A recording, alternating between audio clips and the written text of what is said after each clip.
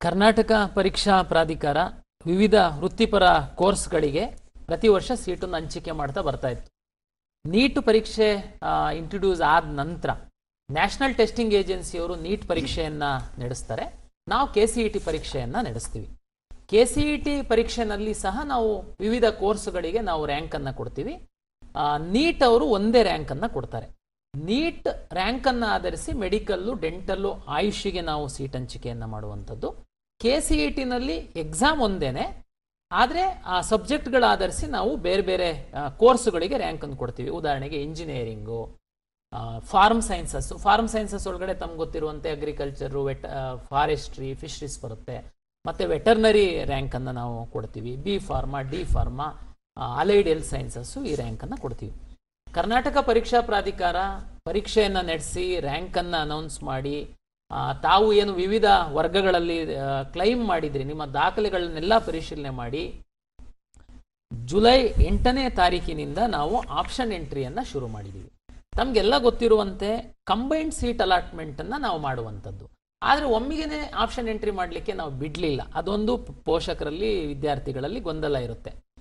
ನಾನೀಗಾಗಲೇ ಹೇಳಿದಂತೆ NEET rank ಆಧರಿಸಿ ಒಂದಷ್ಟು ಕೋರ್ಸ್ಗಳಿದೆ, 3 ಕೋರ್ಸ್ಗಳಿಗೆ, ಮತ್ತು ಉಳಿದಂತೆ CET ರ್ಯಾಂಕನ್ನು ಆಧರಿಸಿ ನಾವು ಕೌನ್ಸಿಲಿಂಗ್ ಮಾಡುವಂಥದ್ದು. ಆದರೆ ಕರ್ನಾಟಕ ಪರೀಕ್ಷಾ ಪ್ರಾಧಿಕಾರಕ್ಕೆ ಪ್ರತಿ ವರ್ಷ ಎಷ್ಟು ಸೀಟ್ಗಳು ವಿವಿಧ ಕೋರ್ಸ್ಗಳಲ್ಲಿ ಇರುತ್ತೆ ಅನ್ನುವಂಥದ್ದು ಆಯಾಯ ಇಲಾಖೆಯವರು ನಮಗೆ ಕೊಡುವಂಥದ್ದು.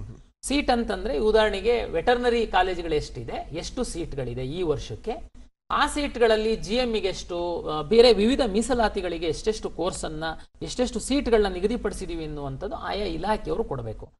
ನಾವು ಯಾವ್ಯಾವಾಗ ಆ ಇಲಾಖೆಯವರು ನಮಗೆ ಸೀಟ್ ಮ್ಯಾಟ್ರಿಕ್ಸ್ ಅನ್ನು ಕೊಡ್ತಾರೆ. ಕಳೆದ ತಿಂಗಳು, ಈ ತಿಂಗಳು 8ನೇ ತಾರೀಕಿಂದ ನಾವು ಆಪ್ಷನ್ ಎಂಟ್ರಿ ಎನೇಬಲ್ ಮಾಡ್ತಾ ಬರ್ತಾ ಇದ್ದೀವಿ. ಈಗ ಕೆಲವು ವಿದ್ಯಾರ್ಥಿಗಳು ನೀಟ್ ಪರೀಕ್ಷೆಯನ್ನು ಬರೆದು ನೀಟ್ ರ್ಯಾಂಕನ್ನು ಪಡೆದುಕೊಂಡು ಮೆಡಿಕಲ್ಗೆ, ಡೆಂಟಲ್ಗೆ, ಆಯುಷಿಗೆ ಮಾತ್ರ ಭಾಗವಹಿಸುವಂಥವರು ಕೆಲವರಿದ್ರಿ. ಕೆಲವರು CET ಪರೀಕ್ಷೆಯನ್ನು ಬರೆದಿದ್ರಿ, ನೀಟ್ ಪರೀಕ್ಷೆಯನ್ನು ಬರೆದಿದ್ರಿ. CET ಪರೀಕ್ಷೆ ಬರೆದಿದ್ದವರು ಕೆಲವಷ್ಟು ಇಂಜಿನಿಯರಿಂಗು ಮತ್ತು ಫಾರೆಸ್ಟ್ರಿ, ಇಂಥ ಫಾರ್ಮ್ ಸೈನ್ಸಸ್ಸಿಗೆಲ್ಲ ತಾವು ಆಪ್ಷನ್ ಎಂಟ್ರಿ ಮಾಡಿದ್ರಿ. ನಾನು 3-4 ಡೇಸ್ 5 ಡೇಸ್ ಬ್ಯಾಕ್ ಡೆಂಟಲನ್ನು ಬಿಟ್ಟೆ, ಅವಾಗ ತಾವು ಡೆಂಟಲ್ನ ಹ್ಯಾಡ್ ಮಾಡಿದ್ರಿ. ತಮಗೆಲ್ಲ ಗೊತ್ತಿರುವಂತೆ ಶನಿವಾರದಿಂದ ನಾವು ಮೆಡಿಕಲನ್ನು ಸಹ ಎನೇಬಲ್ ಮಾಡಿದ್ದೀವಿ. ಅಂತಿಮವಾಗಿ ನಾವು ನಾಳೆ ಸಂಜೆ ತನಕ ಆಪ್ಷನ್ ಎಂಟ್ರಿ ಮಾಡುವಂಥದ್ದಕ್ಕೆ ನಾನು ಅವಕಾಶವನ್ನು ಕೊಟ್ಟಿದ್ದೀನಿ. ಆಯುಷ್ ಇನ್ನೂ ಬರಲಿಲ್ಲ, ಯೋಗ ನ್ಯಾಚುರೋಪತಿ ಬರಲಿಲ್ಲ, ಯುನಾನಿ ಬರಲಿಲ್ಲ, ಹೇಗೆ ನೀವು ನಾಳೆ ಲಾಸ್ಟ್ ಮಾಡಿಬಿಡ್ತೀರಾ ಆಪ್ಷನ್ ಎಂಟ್ರಿಗೆ?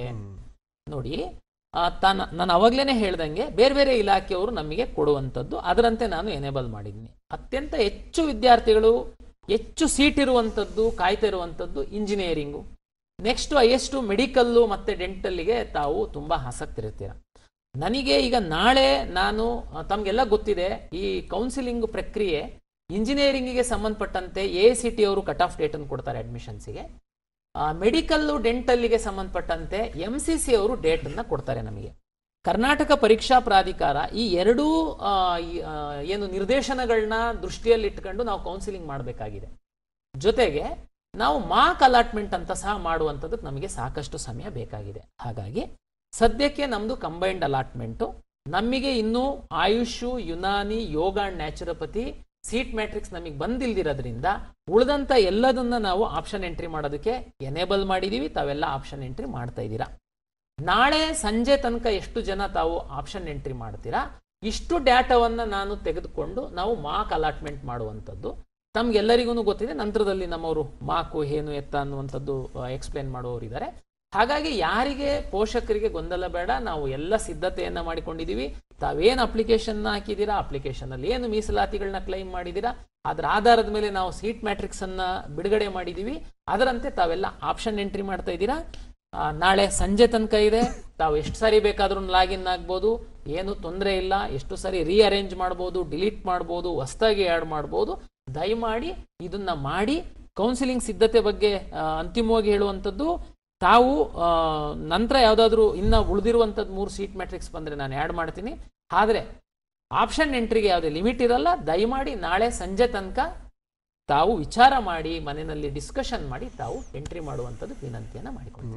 ಎಷ್ಟು ಸುಲಲಿತವಾಗಿದೆ ವ್ಯವಸ್ಥೆ ಇದು ಅಂತಂದರೆ, ಅವ್ರಿಗೆ ಆಪ್ಷನ್ ನಿಮ್ಮದೇ ಆಯ್ಕೆ, ನೀವು ಮಾಡ್ಕೊಳ್ಳಿ. ನಿಮ್ಗೆ ಅಲ್ಲಿವರೆಗೂ ನಾಳೆ ಸಂಜೆವರೆಗೂ ಅವಕಾಶ ಇದೆ. ಯಾವುದೇ ರೀತಿಯ ಗೊಂದಲಕ್ಕೆ ಒಳಗಾಗಬೇಡಿ. ಆಮೇಲೆ ಆತಂಕನೂ ಪಡಬೇಡಿ, ನಿಮ್ಗೆ ಯಾವ ರೀತಿ ಬೇಕೋ ನೀವು ಅದನ್ನ ಮಾಡ್ಕೊಳ್ಳಿ ಅಂತ ಬಹಳ ಸುಗಮವಾಗಿ ಮಾಡುವಂತ ಒಂದು ವ್ಯವಸ್ಥೆ ಸರ್ ಇದು. ಡಾಕ್ಟರ್ ಶ್ರೀನಿವಾಸ ಮೂರ್ತಿ ಅವರೇ, ಪ್ರತಿ ವರ್ಷ ನಾವು ವೈದ್ಯಕೀಯ ದಂತ ವೈದ್ಯಕೀಯ ಸೀಟ್ಗಳ ಒಂದು ಸೀಟ್ ಮ್ಯಾಟ್ರಿಕ್ಸ್ ಪ್ರಕಟ ಆಗದೆ ಒಂದು ಸಂಭ್ರಮ ಈ ವೃತ್ತಿ ಶಿಕ್ಷಣ ಪ್ರವೇಶ ಪ್ರಕ್ರಿಯೆಯಲ್ಲಿ. ಸೊ ಅದು ಆಯ್ತು ಅಂತಂದ್ರೆ ಏನೋ ಒಂದು ಸ್ವಲ್ಪ ಒಂದು ಆಸಕ್ತರಿಗೆ ಇಷ್ಟು ಸೀಟ್ ಇದೆ ಈ ಬಾರಿ ನಂಗೆ ಸಿಗ್ಬೋದು ಅನ್ನುವಂಥ ನಿರೀಕ್ಷೆ ಸಹಜವಾಗಿ ಇರುವಂಥದ್ದು.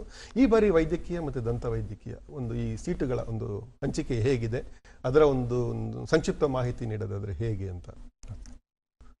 ಈ ಸಾಲಿಗೆ 2025-26ನೇ ಸಾಲಿಗೆ ನ್ಯಾಷನಲ್ ಮೆಡಿಕಲ್ ಕಮಿಷನ್ನಿಂದ ಏನು ಒಂದು ಪರ್ಮಿಷನ್ ಸಿಕ್ಕಿರುತ್ತೆ, ಆ ಕಾಲೇಜುಗಳ ಸಂಖ್ಯೆ 70 ಇದೆ ನಮ್ಮ ಕರ್ನಾಟಕದಲ್ಲಿ. ಅದರ ಪೈಕಿ ಕರ್ನಾಟಕ ಎಕ್ಸಾಮಿನೇಷನ್ ಅಥಾರಿಟಿಯಿಂದ 9263 ಸೀಟುಗಳು ಹಂಚಿಕೆಗೆ ಲಭ್ಯವಿದ್ದಾವೆ. ಮತ್ತು ಡೆಂಟಲ್ಗೆ ಬಂದರೆ ನಮ್ಮ ಡೆಂಟಲ್ ಕೌನ್ಸಿಲ್ ಆಫ್ ಇಂಡಿಯಾದಿಂದ ಏನು ಮಾನ್ಯತೆ ಪಡೆದ ಕಾಲೇಜುಗಳಿದ್ದಾವೆ, ಸುಮಾರು 44 ಕಾಲೇಜುಗಳನ್ನು ಕಾರ್ಯನಿರ್ವಹಿಸುತ್ತೆ ಕರ್ನಾಟಕದಲ್ಲಿ. ಅದರಲ್ಲಿ 2619 ಡೆಂಟಲ್ ಸೀಟುಗಳು ಈ ಸಾರಿ ವಿದ್ಯಾರ್ಥಿಗಳಿಗೆ ಲಭ್ಯವಿರುತ್ತವೆ. ನಮ್ಮ ರಾಜ್ಯದಲ್ಲಿ 24 ವೈದ್ಯಕೀಯ ಸರ್ಕಾರಿ ವೈದ್ಯಕೀಯ ಕಾಲೇಜುಗಳು ಹಾಗೂ ಸುಮಾರು ಒಂದು 25 ಖಾಸಗಿ ಕಾಲೇಜುಗಳು ಮತ್ತು ಒಂದು 10 ಖಾಸಗಿ ವಿಶ್ವವಿದ್ಯಾಲಯಗಳು ಮತ್ತು ಇನ್ನೊಂದು 10 ಡೀಮ್ ಟು ಬಿ ಯೂನಿವರ್ಸಿಟೀಸ್ಗಳು ಇರ್ತವೆ. ಈ ಆಲ್ ಇಂಡಿಯಾ ಕೋಟಾ MCCಯಿಂದ ಏನು ಜರುಗುತ್ತೆ, ಅದರಲ್ಲಿ ನಮ್ಮ ಸರ್ಕಾರಿ ಕಾಲೇಜುಗಳಲ್ಲಿ ಏನು 15% ಸೀಟುಗಳು ಹಾಗೂ ಏನು ಡೀಮ್ ಟು ಬಿ ಯೂನಿವರ್ಸಿಟಿಯಲ್ಲಿ ಏನು ಸೀಟುಗಳಿದ್ದಾವೆ ಕರ್ನಾಟಕದಲ್ಲಿ, ಅವೆಲ್ಲವನ್ನು ಮೆಡಿಕಲ್ ಕೌನ್ಸಿಲಿಂಗ್ ಕಮಿಟಿ ವತಿಯಿಂದ ಆಲ್ ಇಂಡಿಯಾ ಸೀಟುಗಳಿಗೆ ಕೌನ್ಸಿಲಿಂಗ್ ನಡೆಸಲಾಗುತ್ತದೆ. ಬಾಕಿ ಉಳಿದಂಥ ಎಲ್ಲ ಸೀಟುಗಳಿಗೂ ನಮ್ಮ ಕರ್ನಾಟಕ ಪರೀಕ್ಷಾ ಪ್ರಾಧಿಕಾರದ ವತಿಯಿಂದ ಸೀಟು ಹಂಚಿಕೆಯನ್ನು ಮಾಡಲಾಗುತ್ತದೆ. ಈಗ ಮೊನ್ನೆವರೆಗೂ ಅಂದರೆ 15ನೇ ತಾರೀಕು 16ನೇ ತಾರೀಕುವರೆಗೂ ನಮಗೆ ಕೆಲವು ಕಾಲೇಜುಗಳಿಗೆ ಮಾನ್ಯತೆ ದೊರಕಿದ್ರಿಂದ ಸ್ವಲ್ಪ ಸೀಟ್ ಮ್ಯಾಟ್ರಿಕ್ಸ್ನ ಈಗ ಮೊನ್ನೆ ಅಷ್ಟೇ ನಾವು ಕರ್ನಾಟಕ ಪರೀಕ್ಷಾ ಪ್ರಾಧಿಕಾರಿಗೆ ಕೊಟ್ಟಿದ್ದಾಗಿದೆ. ಡೆಂಟಲ್ದು ಆಗಲೇ ಕೊಟ್ಟಾಗಿ ಪಬ್ಲಿಷು ಆಗಿದೆ. ಸೊ ವಿದ್ಯಾರ್ಥಿಗಳು ತಮ್ಮ ಇಚ್ಛೆಗೆ ಅನುಸಾರವಾಗಿ ಏನು ಆಪ್ಷನ್ ಎಂಟ್ರಿಗಳನ್ನು ಮಾಡಿಕೊಂಡು ತಮ್ಮ ಇಚ್ಛೆ ಮತ್ತು ತಮಗೆ ಯಾವ ಕಾಲೇಜು ಇಷ್ಟ ಆಗುತ್ತೆ, ನಮಗೆ ಯಾವ ಊರಲ್ಲಿ ತೊಗೊಂಡ್ರೆ ತಮಗೆ ಇಷ್ಟ ಅನಿಸುತ್ತೆ, ಆ ರೀತಿ ಆಯ್ಕೆ ಮಾಡಿಕೊಂಡು ಅವರು ತಮ್ಮ ಮುಂದಿನ ಆಯ್ಕೆಯನ್ನು ಪರಿಗಣಿಸಬಹುದು. ಅಂದ್ರೆ ಕಳೆದ ವರ್ಷ ಹೋಲಿಕೆ ಮಾಡಿದ್ರೆ ಈ ಬಾರಿ ಸೀಟ್ ಹೆಚ್ಚಾಗಿದೆ ದಂತ ವೈದ್ಯಕೀಯ. ಈ ಸಾರಿ ಸೀಟುಗಳಲ್ಲಿ ಯಾವುದೇ ಹೆಚ್ಚಳವಾಗಿಲ್ಲ. ನಮ್ಮ ಕರ್ನಾಟಕ ಸರ್ಕಾರದಿಂದ ಬಹಳಷ್ಟು ಪ್ರಸ್ತಾವನೆಗಳು ಕೇಂದ್ರ ಸರ್ಕಾರಕ್ಕೆ ಸಲ್ಲಿಕೆ ಆಗಿದೆ. ಮುಂದೆ ಹೆಚ್ಚಿಗೆ ಆಗುವ ಸಂಭಾವನೆ ಇದೆ ಅಂತ ಒಂದು ನಿರೀಕ್ಷೆಯಲ್ಲಿ ಇರುವಂತದ್ದು ಈ ಒಂದು ಹಂತದಲ್ಲಿ. ಸರಿಗ ಜಗದೀಶ್ ಬಂಗಾರಿ ಅವರೇ, ಮಾಕ್ ರಿಸಲ್ಟ್ ಅಂತ ಅಂದ್ರೆ ಏನು, ಮಾಕ್ ರಿಸಲ್ಟ್ ಅನ್ನು ಆಧರಿಸಿ ಹೇಗೆ ಒಂದು ಕಾಲೇಜ್ಗೆ ಹೋಗೋದಾದ್ರೆ ಹೇಗೆ, ಈ ಮಾಕ್ ಬಗ್ಗೆ ಯಾವ ರೀತಿ ನೀವು ವಿವರ ಕೊಡ್ತೀರಾ ಅಂತ. ಮಾಕ್ ರಿಸಲ್ಟು ಇದು ಮೊಟ್ಟ ಮೊದಲನೇ ಘಟ್ಟ, ಅಲಾಟ್ಮೆಂಟ್ ಪ್ರೋಸೆಸ್ನ ಮೊದಲನೇ ಘಟ್ಟ ಇದು. ಸೊ ಮಕ್ಕಳು ವಿದ್ಯಾರ್ಥಿಗಳು ಈ ಆಪ್ಷನ್ ಎಂಟ್ರಿ ಇಲ್ಲಿವರೆಗೂ ನಾಳೆವರೆಗೂ ನಮ್ಮ ಕಾರ್ಯನಿರ್ವಾಹಕ ನಿರ್ದೇಶಕರು ಹೇಳ್ದಂಗೆ ನಾಳೆವರೆಗೂ ಕೊನೆ ದಿನಾಂಕ ಇರುತ್ತೆ. ಸೊ ಅದಕ್ಕೆ ವಿದ್ಯಾರ್ಥಿಗಳು ನಾಳೆ ಏನು ಕೊನೆ ಇದನ್ನ ಎಂಡ್ ಆಗುತ್ತೋ ಮುಗಿಯುತ್ತೋ ಅವಾಗೆ ನಾವು ಅಲ್ಲಿರುವಂಥ ಎಲ್ಲ ಆಪ್ಷನ್ಗಳು ಆಗ್ಲೇ ಹೇಳ್ದಂಗೆ ಸುಮಾರು ಒಂದು ಕೋಟಿ ಮೇಲೆ ಆಪ್ಷನ್ಸ್ ಬರುತ್ತೆ ಎಲ್ಲಾ ವಿದ್ಯಾರ್ಥಿಗಳು ಸೇರಿ. ಅದನ್ನ ಆಪ್ಷನ್ಸ್ 1 ಕೋಟಿ ಮೇಲೆ ಬರುತ್ತೆ. 1.5 ಕೋಟಿ ಹೋದ ವರ್ಷ ಆಗಿತ್ತು. ಸೊ ಈ ವರ್ಷನೂ ಅದನ್ನೇ ನಾವು ಎಕ್ಸ್ಪೆಕ್ಟ್ ಮಾಡ್ತಾ ಇದ್ದೀವಿ. ಸೊ ಅದನ್ನ ನಾವು 6 ಗಂಟೆಗೆ ಕ್ಲೋಸ್ ಮಾಡಿದ ನಂತರ ಮೊದಲನೇ ಘಟ್ಟ ಅಲಾಟ್ಮೆಂಟ್ ಪ್ರೊಸೆಸ್ ಅಂದ್ರೆ ಮಾಕ್ ಅಲಾಟ್ಮೆಂಟ್ ಅಂದ್ರೆ ನಾನು ಕೊಟ್ಟಿರುವಂತ ಒಂದು ಆಪ್ಷನ್ ಎಂಟ್ರಿ ಏನಿದೆ ಚಾಯ್ಸ್, ಅದರೊಳಗೆ ಬೆಸ್ಟ್ ಪಾಸಿಬಲ್ ಚಾಯ್ಸ್ ಅವ್ರು ಯಾವ್ದು ಕೊಟ್ಟಿದ್ರು ಆಪ್ಷನ್, ಅದನ್ನ ನನಗೆ ಯಾವತ್ತು ಸಿಗಬಹುದು, ಅದನ್ನ ಅವ್ರ ರ್ಯಾಂಕ್ ಆಧಾರಿತವಾಗಿ ಮತ್ತು ಅವರಿಗೆ ಯಾವ್ದಾವ್ದು ಕೋರ್ಸ್ ಅಲ್ಲಿ ರ್ಯಾಂಕ್ ಇದೆ. ಈಗ ಒಬ್ಬ ವಿದ್ಯಾರ್ಥಿಗೆ ಒಟ್ಟು ನಾವು 14 ಡಿಸಿಪ್ಲಿನ್ ಏನು ಹೇಳ್ತೀವಿ, ಅದರಲ್ಲಿ ಯಾರ್ಯಾರಿಗೆ based on there subjects PCMB ಮಾಡಿದ್ರೆ ಅಥವಾ ನೀಟ್ ಬರೆದಿದ್ರೆ, ಸೊ ಈ ಥರ 14 ಡಿಫ್ರೆಂಟ್ ರ್ಯಾಂಕ್ಸ್ ಇರುತ್ತೆ. ಸೊ ಅದರ ಆಧಾರಿತವಾಗಿ ಅವರಿಗೆ ಅವ್ರ ಆಪ್ಷನ್ ಏನು ಹಾಕಿದಾರೋ, ಯಾವ ಕೋರ್ಸಿಗೆ ಆಪ್ಷನ್ ಹಾಕಿದರೆ ಯಾವ್ದು ಮೇಲ್ಗಡೆ ಇದೆ, ಅದು ಯಾವ್ದು ಬೆಸ್ಟ್ ಪಾಸಿಬಲ್ ಇದನ್ನು ಅದರ ಮುಖಾಂತರ ಅದು ಮಾಕ್ ರಿಸಲ್ಟ್ ನಾವು ಅಲಾಟ್ಮೆಂಟ್ ಪ್ರೊಸೆಸ್ ಅನ್ನ ಮುಗಿಸ್ತೀವಿ. ಸೊ ಅದರ ನಂತರ ನಮಗೆ ವಿದ್ಯಾರ್ಥಿಗೆ ಒಂದು ಸಂಭಾವ್ಯ ಗೊತ್ತಾಗುತ್ತೆ ನನಗೆ ಈ ಸೀಟ್ ಸಿಗಬಹುದು ಈ ಕಾಲೇಜಲ್ಲಿ, ಒಂದು ಚಿತ್ರಣ ಸಿಗುತ್ತೆ, ಸಿಗುತ್ತೆ, ಬ್ರಾಡ್ ಒಂದು ವ್ಯೂ ಸಿಗುತ್ತೆ. ಸೊ ಇಲ್ಲಿ ಸಿಗುತ್ತೆ. ಮತ್ತೆ ಇನ್ನೊಂದು ಪ್ರಕ್ರಿಯೆ ನಂತರ KA ಮುಖಾಂತರ ಸೀಟ್ ಇದನ್ನು ಕೊಡ್ತಾರೆ, ಅಂದ್ರೆ ಲಾಸ್ಟ್ ಕಂಪ್ಲೀಟ್ ಅಲಾಟ್ಮೆಂಟ್ ಪ್ರೊಸೆಸ್ದು ರಿಸಲ್ಟ್ ಕೊಡ್ತಾರೆ ಎಲ್ಲ. ಸೊ ನನಗೆ ಗೊತ್ತಾಗುತ್ತೆ ಎಲ್ಲೆಲ್ಲಿ ಯಾವ್ಯಾವ ರ್ಯಾಂಕ್ ವರೆಗೂ ನಿಂತಿದೆ, ಯಾವ ಕಾಲೇಜಲ್ಲಿ ಲಾಸ್ಟ್ ರ್ಯಾಂಕ್ ಅಂತಾನು ಗೊತ್ತಾಗುತ್ತೆ. ಸೊ ಅದ್ರ ಮೇಲೆ ನನಗೆ ಮತ್ತೆ 3 ದಿವಸ KA ಇಂದ 3 ದಿವಸ ಸಮಯ ಕೊಡಲಾಗುತ್ತೆ ಬದಲಾವಣೆಗಾಗಿ. ಸೊ ಆ 3 ದಿವಸದಲ್ಲಿ ಮತ್ತೆ ನಾನು ಬದಲಾವಣೆ ಮಾಡಿ ಮುಂದಿನ ಹಂತಕ್ಕೆ ಹೋಗ್ಬೋದು. ಓಕೆ ಸರ್, ಈಗ ಶ್ರೀನಾಥ್ ಅವರೇ, ಮೀಸಲಾತಿ ಇದು ಕೂಡ ಒಂದು ಶಿಕ್ಷಣ ವ್ಯವಸ್ಥೆಯಲ್ಲಿ ಬಹಳ ಪ್ರಮುಖವಾದಂಥದ್ದು. ಅದರಲ್ಲೂ ಪ್ರಮುಖವಾಗಿ ವೃತ್ತಿ ಶಿಕ್ಷಣದಲ್ಲಿ ಸೀಟು ಆಯ್ಕೆ ಪ್ರಕ್ರಿಯೆಯಲ್ಲಿ ಮೀಸಲಾತಿನ ಹೇಗೆ ಒಂದು ಅನ್ವಯಿಸಲಾಗತ್ತೆ, ಅದರ ಒಂದು ವಿಧಿವಿಧಾನಗಳು, ಅದರ ಒಂದು ಕ್ರಮಗಳು ಹೇಗಿರ್ತವೆ ಅಂತ. ಸೊ ಮೀಸಲಾತಿ ಕುರಿತು ಆಯಾ ಅಭ್ಯರ್ಥಿಗಳು ಏನಿದ್ದಾರೆ ಅವರು ಅರ್ಜಿ ಸಮಯದಲ್ಲೇ ಕೂಡ ಯಾವ ಮೀಸಲಾತಿ ವರ್ಗಕ್ಕೆ ಅವರು ಸೇರಿದ್ದಾರೆ ಅನ್ನೋದನ್ನ ಅರ್ಜಿಯಲ್ಲಿ RD ಸಂಖ್ಯೆ ಅಂತ ಇರುತ್ತೆ. ಕಂದಾಯ ಇಲಾಖೆಯಿಂದ ಪ್ರಮಾಣ ಪತ್ರ ಏನು ಪಡೆದಿರ್ತಾರೆ ಅದರದ್ದು RD ಸಂಖ್ಯೆನ ಅರ್ಜಿಯಲ್ಲಿ ನಮೂದಿಸಿರ್ತಾರೆ. ಆ RD ಸಂಖ್ಯೆ ಆಧಾರದ ಮೇಲೆ ನಾವು ಕಂದಾಯ ಇಲಾಖೆ ವೆಬ್ ಸರ್ವಿಸ್ ಮೂಲಕ ನಾವು ತಾಳೆ ಮಾಡಿ ಈಗಾಗಲೇ ಪ್ರಕಟಿಸ್ಬಿಟ್ಟಿದ್ದೀವಿ.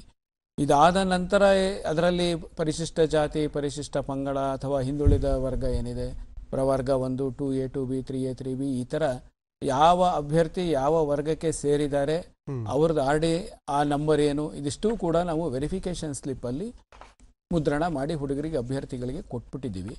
ಇದಲ್ಲದೆ ಕನ್ನಡ ಮಾಧ್ಯಮ ಇದೆ ಅಥವಾ ಗ್ರಾಮೀಣ ವ್ಯಾಸಂಗ ಪ್ರದೇಶದಲ್ಲಿ ಮಾಡಿರತಕ್ಕಂಥದ್ದಿದೆ. ಮತ್ತು ಕಲ್ಯಾಣ ಕರ್ನಾಟಕ 371J ಅಂತ ಇರುತ್ತೆ, HK ಅಂತ ಏನು ಕರೀತಾರೆ ಅದು.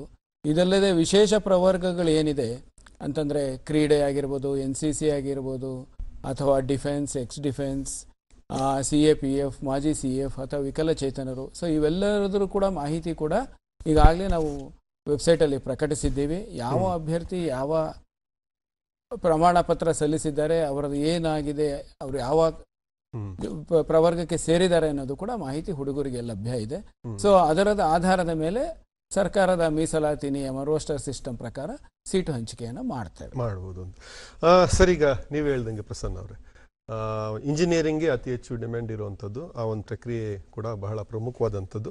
ಈ ಬಾರಿ ಈ ಕರ್ನಾಟಕ ಪರೀಕ್ಷಾ ಪ್ರಾಧಿಕಾರದ ಮೂಲಕ ಎಷ್ಟು ಇಂಜಿನಿಯರಿಂಗ್ ಸೀಟುಗಳನ್ನು ಹಂಚಿಕೆ ಮಾಡಲಾಗ್ತಾ ಇದೆ, ಅದರ ಒಂದು ಶುಲ್ಕ ಪದ್ಧತಿ ಯಾವ ರೀತಿ ಇದೆ, ಹೇಗೆ ಅಂತ? ಕರ್ನಾಟಕ ಪರೀಕ್ಷಾ ಪ್ರಾಧಿಕಾರದಿಂದ ಸೀಟನ್ನ ಹಂಚಿಕೆ ಮಾಡುವಂಥದ್ರಲ್ಲಿ ಅತ್ಯಂತ ಹೆಚ್ಚು ಸೀಟ್ಗಳು ನಾವು ಇಂಜಿನಿಯರಿಂಗ್ ಹಂಚಿಕೆ ಮಾಡುವಂಥದ್ದು. ಕರ್ನಾಟಕ ರಾಜ್ಯದಲ್ಲಿ ಸರ್ಕಾರಿ ಇಂಜಿನಿಯರಿಂಗ್ ಕಾಲೇಜ್ಗಳಿದೆ, ಯೂನಿವರ್ಸಿಟಿ ಅಧೀನದಲ್ಲಿ ಬರುವಂಥ ಕಾಲೇಜ್ಗಳಿದೆ, ಹಾಗೂ ಪ್ರೈವೇಟ್ ಯೂನಿವರ್ಸಿಟಿ ಇದೆ. ಇದರಲ್ಲಿ ಗೌರ್ಮೆಂಟ್ ಯೂನಿವರ್ಸಿಟಿ ಒಂದು UVCV ಇದೆ. ಇದು ಏನಿದೆ ಸರ್ಕಾರದ್ದು ಅಡಿನಲ್ಲಿ ಬರುವಂಥ 100% ಸೀಟನ್ನು ನಾವೇನೆ ಹಂಚಿಕೆ ಮಾಡ್ತೀವಿ. ಏಡೆಡ್ ಕಾಲೇಜ್ ಅಂತ ಸಹ 8 ಸರ್ಕಾರದ ಅನುದಾನ ಪಡಿತಾ ಇರುವಂತಹ 8 ಅನುದಾನಿತ ಕಾಲೇಜ್ಗಳಿದೆ. ಅಲ್ಲಿ 95% ಸೀಟನ್ನ ನಾವೇ ಹಂಚಿಕೆ ಮಾಡುವಂಥದ್ದು. ಮತ್ತೆ ಪ್ರೈವೇಟ್ ಯೂನಿವರ್ಸಿಟಿ ಮತ್ತೆ ಡೀಮ್ಡ್ ಯೂನಿವರ್ಸಿಟಿಗಳಿದಾವೆ, ಅಲ್ಲಿ 40% ಸೀಟನ್ನ KA ಪ್ರಾಧಿಕಾರದಿಂದನೇ KA ಹಂಚಿಕೆ ಮಾಡುವಂಥದ್ದು. ಹಾಗೂ ಪ್ರೈವೇಟ್ ಇಂಜಿನಿಯರಿಂಗ್ ಕಾಲೇಜಸ್ ಹೈಯೆಸ್ಟ್ ಇರುವಂಥದ್ದು ತಮಗೆಲ್ಲ ಗೊತ್ತಿರುವಂತೆ ಅಲ್ಲಿ 45% ಅಷ್ಟು ಸೀಟನ್ನ ನಾವು ಹಂಚಿಕೆ ಮಾಡುವಂಥದ್ದು. ಈ ವರ್ಷ 77,140 ಸೀಟ್ಗಳನ್ನು ಕರ್ನಾಟಕ ಪರೀಕ್ಷಾ ಪ್ರಾಧಿಕಾರದ ವತಿಯಿಂದ ಹಂಚಿಕೆ ಮಾಡ್ತಾ ಇದ್ದೀವಿ. ಎಲ್ಲ ವಿದ್ಯಾರ್ಥಿಗಳು, ಪೋಷಕರು ಅರ್ಥ ಮಾಡ್ಕೊಳ್ಬೇಕು.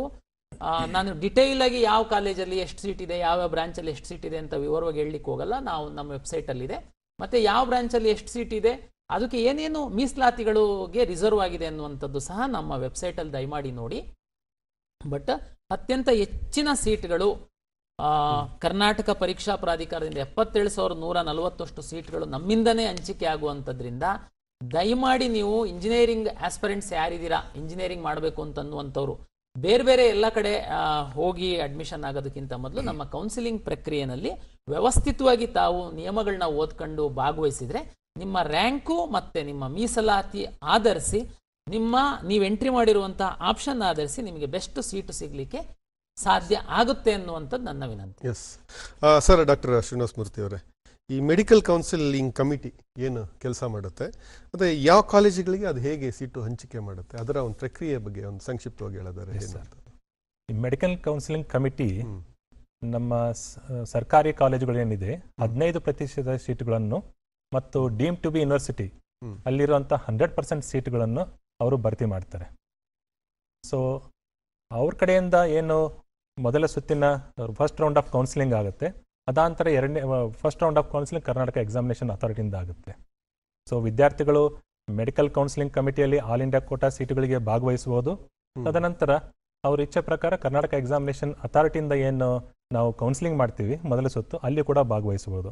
ಸೊ ಅವರಿಗೆ ಇಚ್ಛೆ ಬಂದಲ್ಲಿ MCC ವತಿಯಿಂದ ಅಲಾಟ್ ಆದಲ್ಲಿ ಆ ಕಾಲೇಜವರು ತಗೋಬಹುದು, ಅಥವಾ ಕರ್ನಾಟಕ ಎಕ್ಸಾಮಿನೇಷನ್ ಅಥಾರಿಟಿಯಿಂದ ಅಲಾಟ್ ಆಗುವಂಥ ಈ ಕಾಲೇಜ್ ಅವರು ಸೆಲೆಕ್ಟ್ ಮಾಡ್ಬೋದು. ಒಂದು ಸಾರಿ ಅವ್ರು ಯಾವುದಾದ್ರು ಕಾಲೇಜನ್ನ ಸೆಲೆಕ್ಟ್ ಮಾಡಿದರೆ ಅವ್ರು ಅಲ್ಲಿಂದ ಎಕ್ಸಿಟ್ ಆಗಬೇಕಾಗುತ್ತೆ. ಇಲ್ಲಾಂದ್ರೆ ಮುಂದಿನ ಪ್ರಕ್ರಿಯೆಯಲ್ಲಿ ಭಾಗವಹಿಸಬಹುದು. ಸರ್, ಈಗ ಬಂಗಾರಿ ಅವರೇ, ಇಂಜಿನಿಯರಿಂಗ್ ಸೀಟ್ಗಳನ್ನ ಮತ್ತೆ ಯಾರಿಗೆ ಮತ್ತೆ ಹೇಗೆ ಹಂಚಿಕೆ ಮಾಡಲಾಗುತ್ತೆ, ಅದರ ಒಂದು ವಿಧಾನಗಳ ಬಗ್ಗೆ ಏನು ಹೇಳ್ತೀರಾ ಅಂತ? ಸರ್, ಇಂಜಿನಿಯರಿಂಗ್ ಸೀಟ್ಗಳು ಮೊಟ್ಟ ಮೊದಲನೇದಾಗಿ ಅವರಿಗೆ PCM ನಾವು ಆಲ್ರೆಡಿ UGCET ಎಕ್ಸಾಮ್ ಕಂಡಕ್ಟ್ ಮಾಡಿರುತ್ತೆ. PCM ಎಕ್ಸಾಮ್ ಬರೆದು ಅವರು CET ಎಕ್ಸಾಮು ಬರೆದು ಅವರಿಗೆ ಒಂದು ರ್ಯಾಂಕ್ ಕೊಟ್ಟಿರುತ್ತೆ. ಸೊ ಅದರ ಆಧಾರದ ಮೇಲೆ ಅವರಿಗೆ ಇಂಜಿನಿಯರಿಂಗ್ ಸೀಟನ್ನು ಹಂಚಲಾಗುತ್ತೆ. ಎರಡನೇದಾಗಿ ಅದರಲ್ಲಿ ಒಂದು ವಿಶೇಷವಾಗಿ SNQ ಸೂಪರ್ ನ್ಯೂಮರಿ ಕೋಟಾ ಅಂತ ಇದೆ.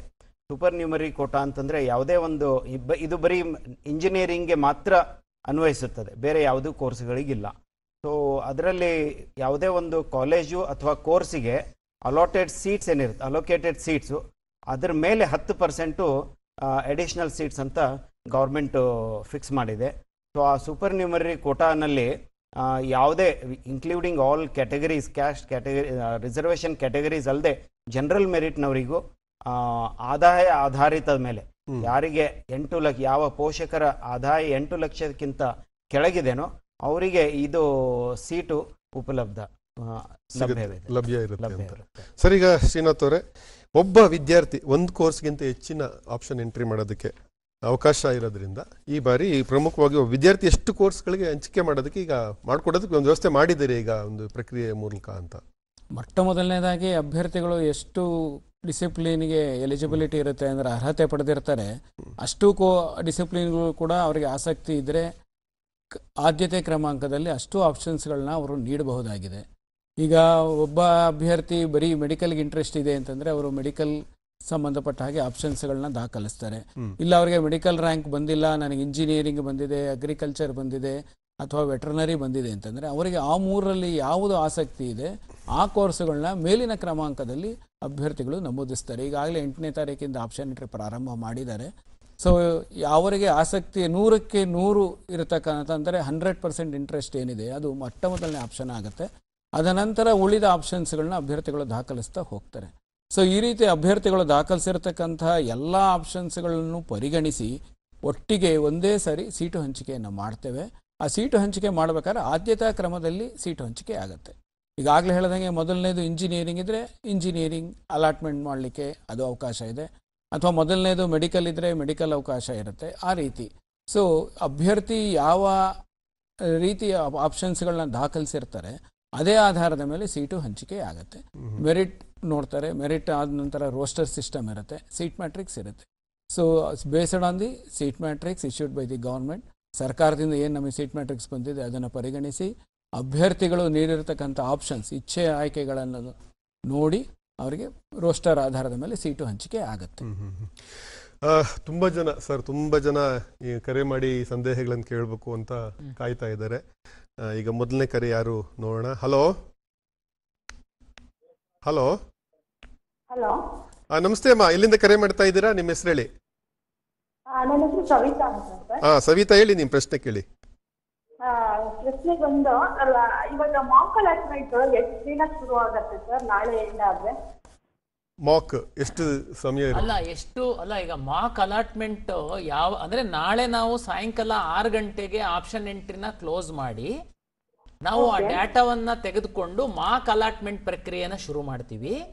ಕನಿಷ್ಠ ನಮಗೆ ಅವಾಗ್ಲೇನೆ ನಮ್ಮ NIC ಆಫೀಸರ್ ಹೇಳ್ದಂಗೆ 1.5 ಕೋಟಿಯಷ್ಟು ಆಪ್ಷನ್ಸ್ ಇರೋದ್ರಿಂದ ಮತ್ತೆ ಬೇರೆ ಬೇರೆ ಕೋರ್ಸು ಮೀಸಲಾತಿಗೆಲ್ಲ ಸೀಟ್ ಹಂಚಿಕೆ ಮಾಡೋದ್ರಿಂದ ನಮಗೆ ಕನಿಷ್ಠ 40 ರಿಂದ 50 ಗಂಟೆಗಳ ಕಾಲ ಆ ಪ್ರೋಸೆಸ್ಸಿಗೆ ಬೇಕಾಗುತ್ತೆ.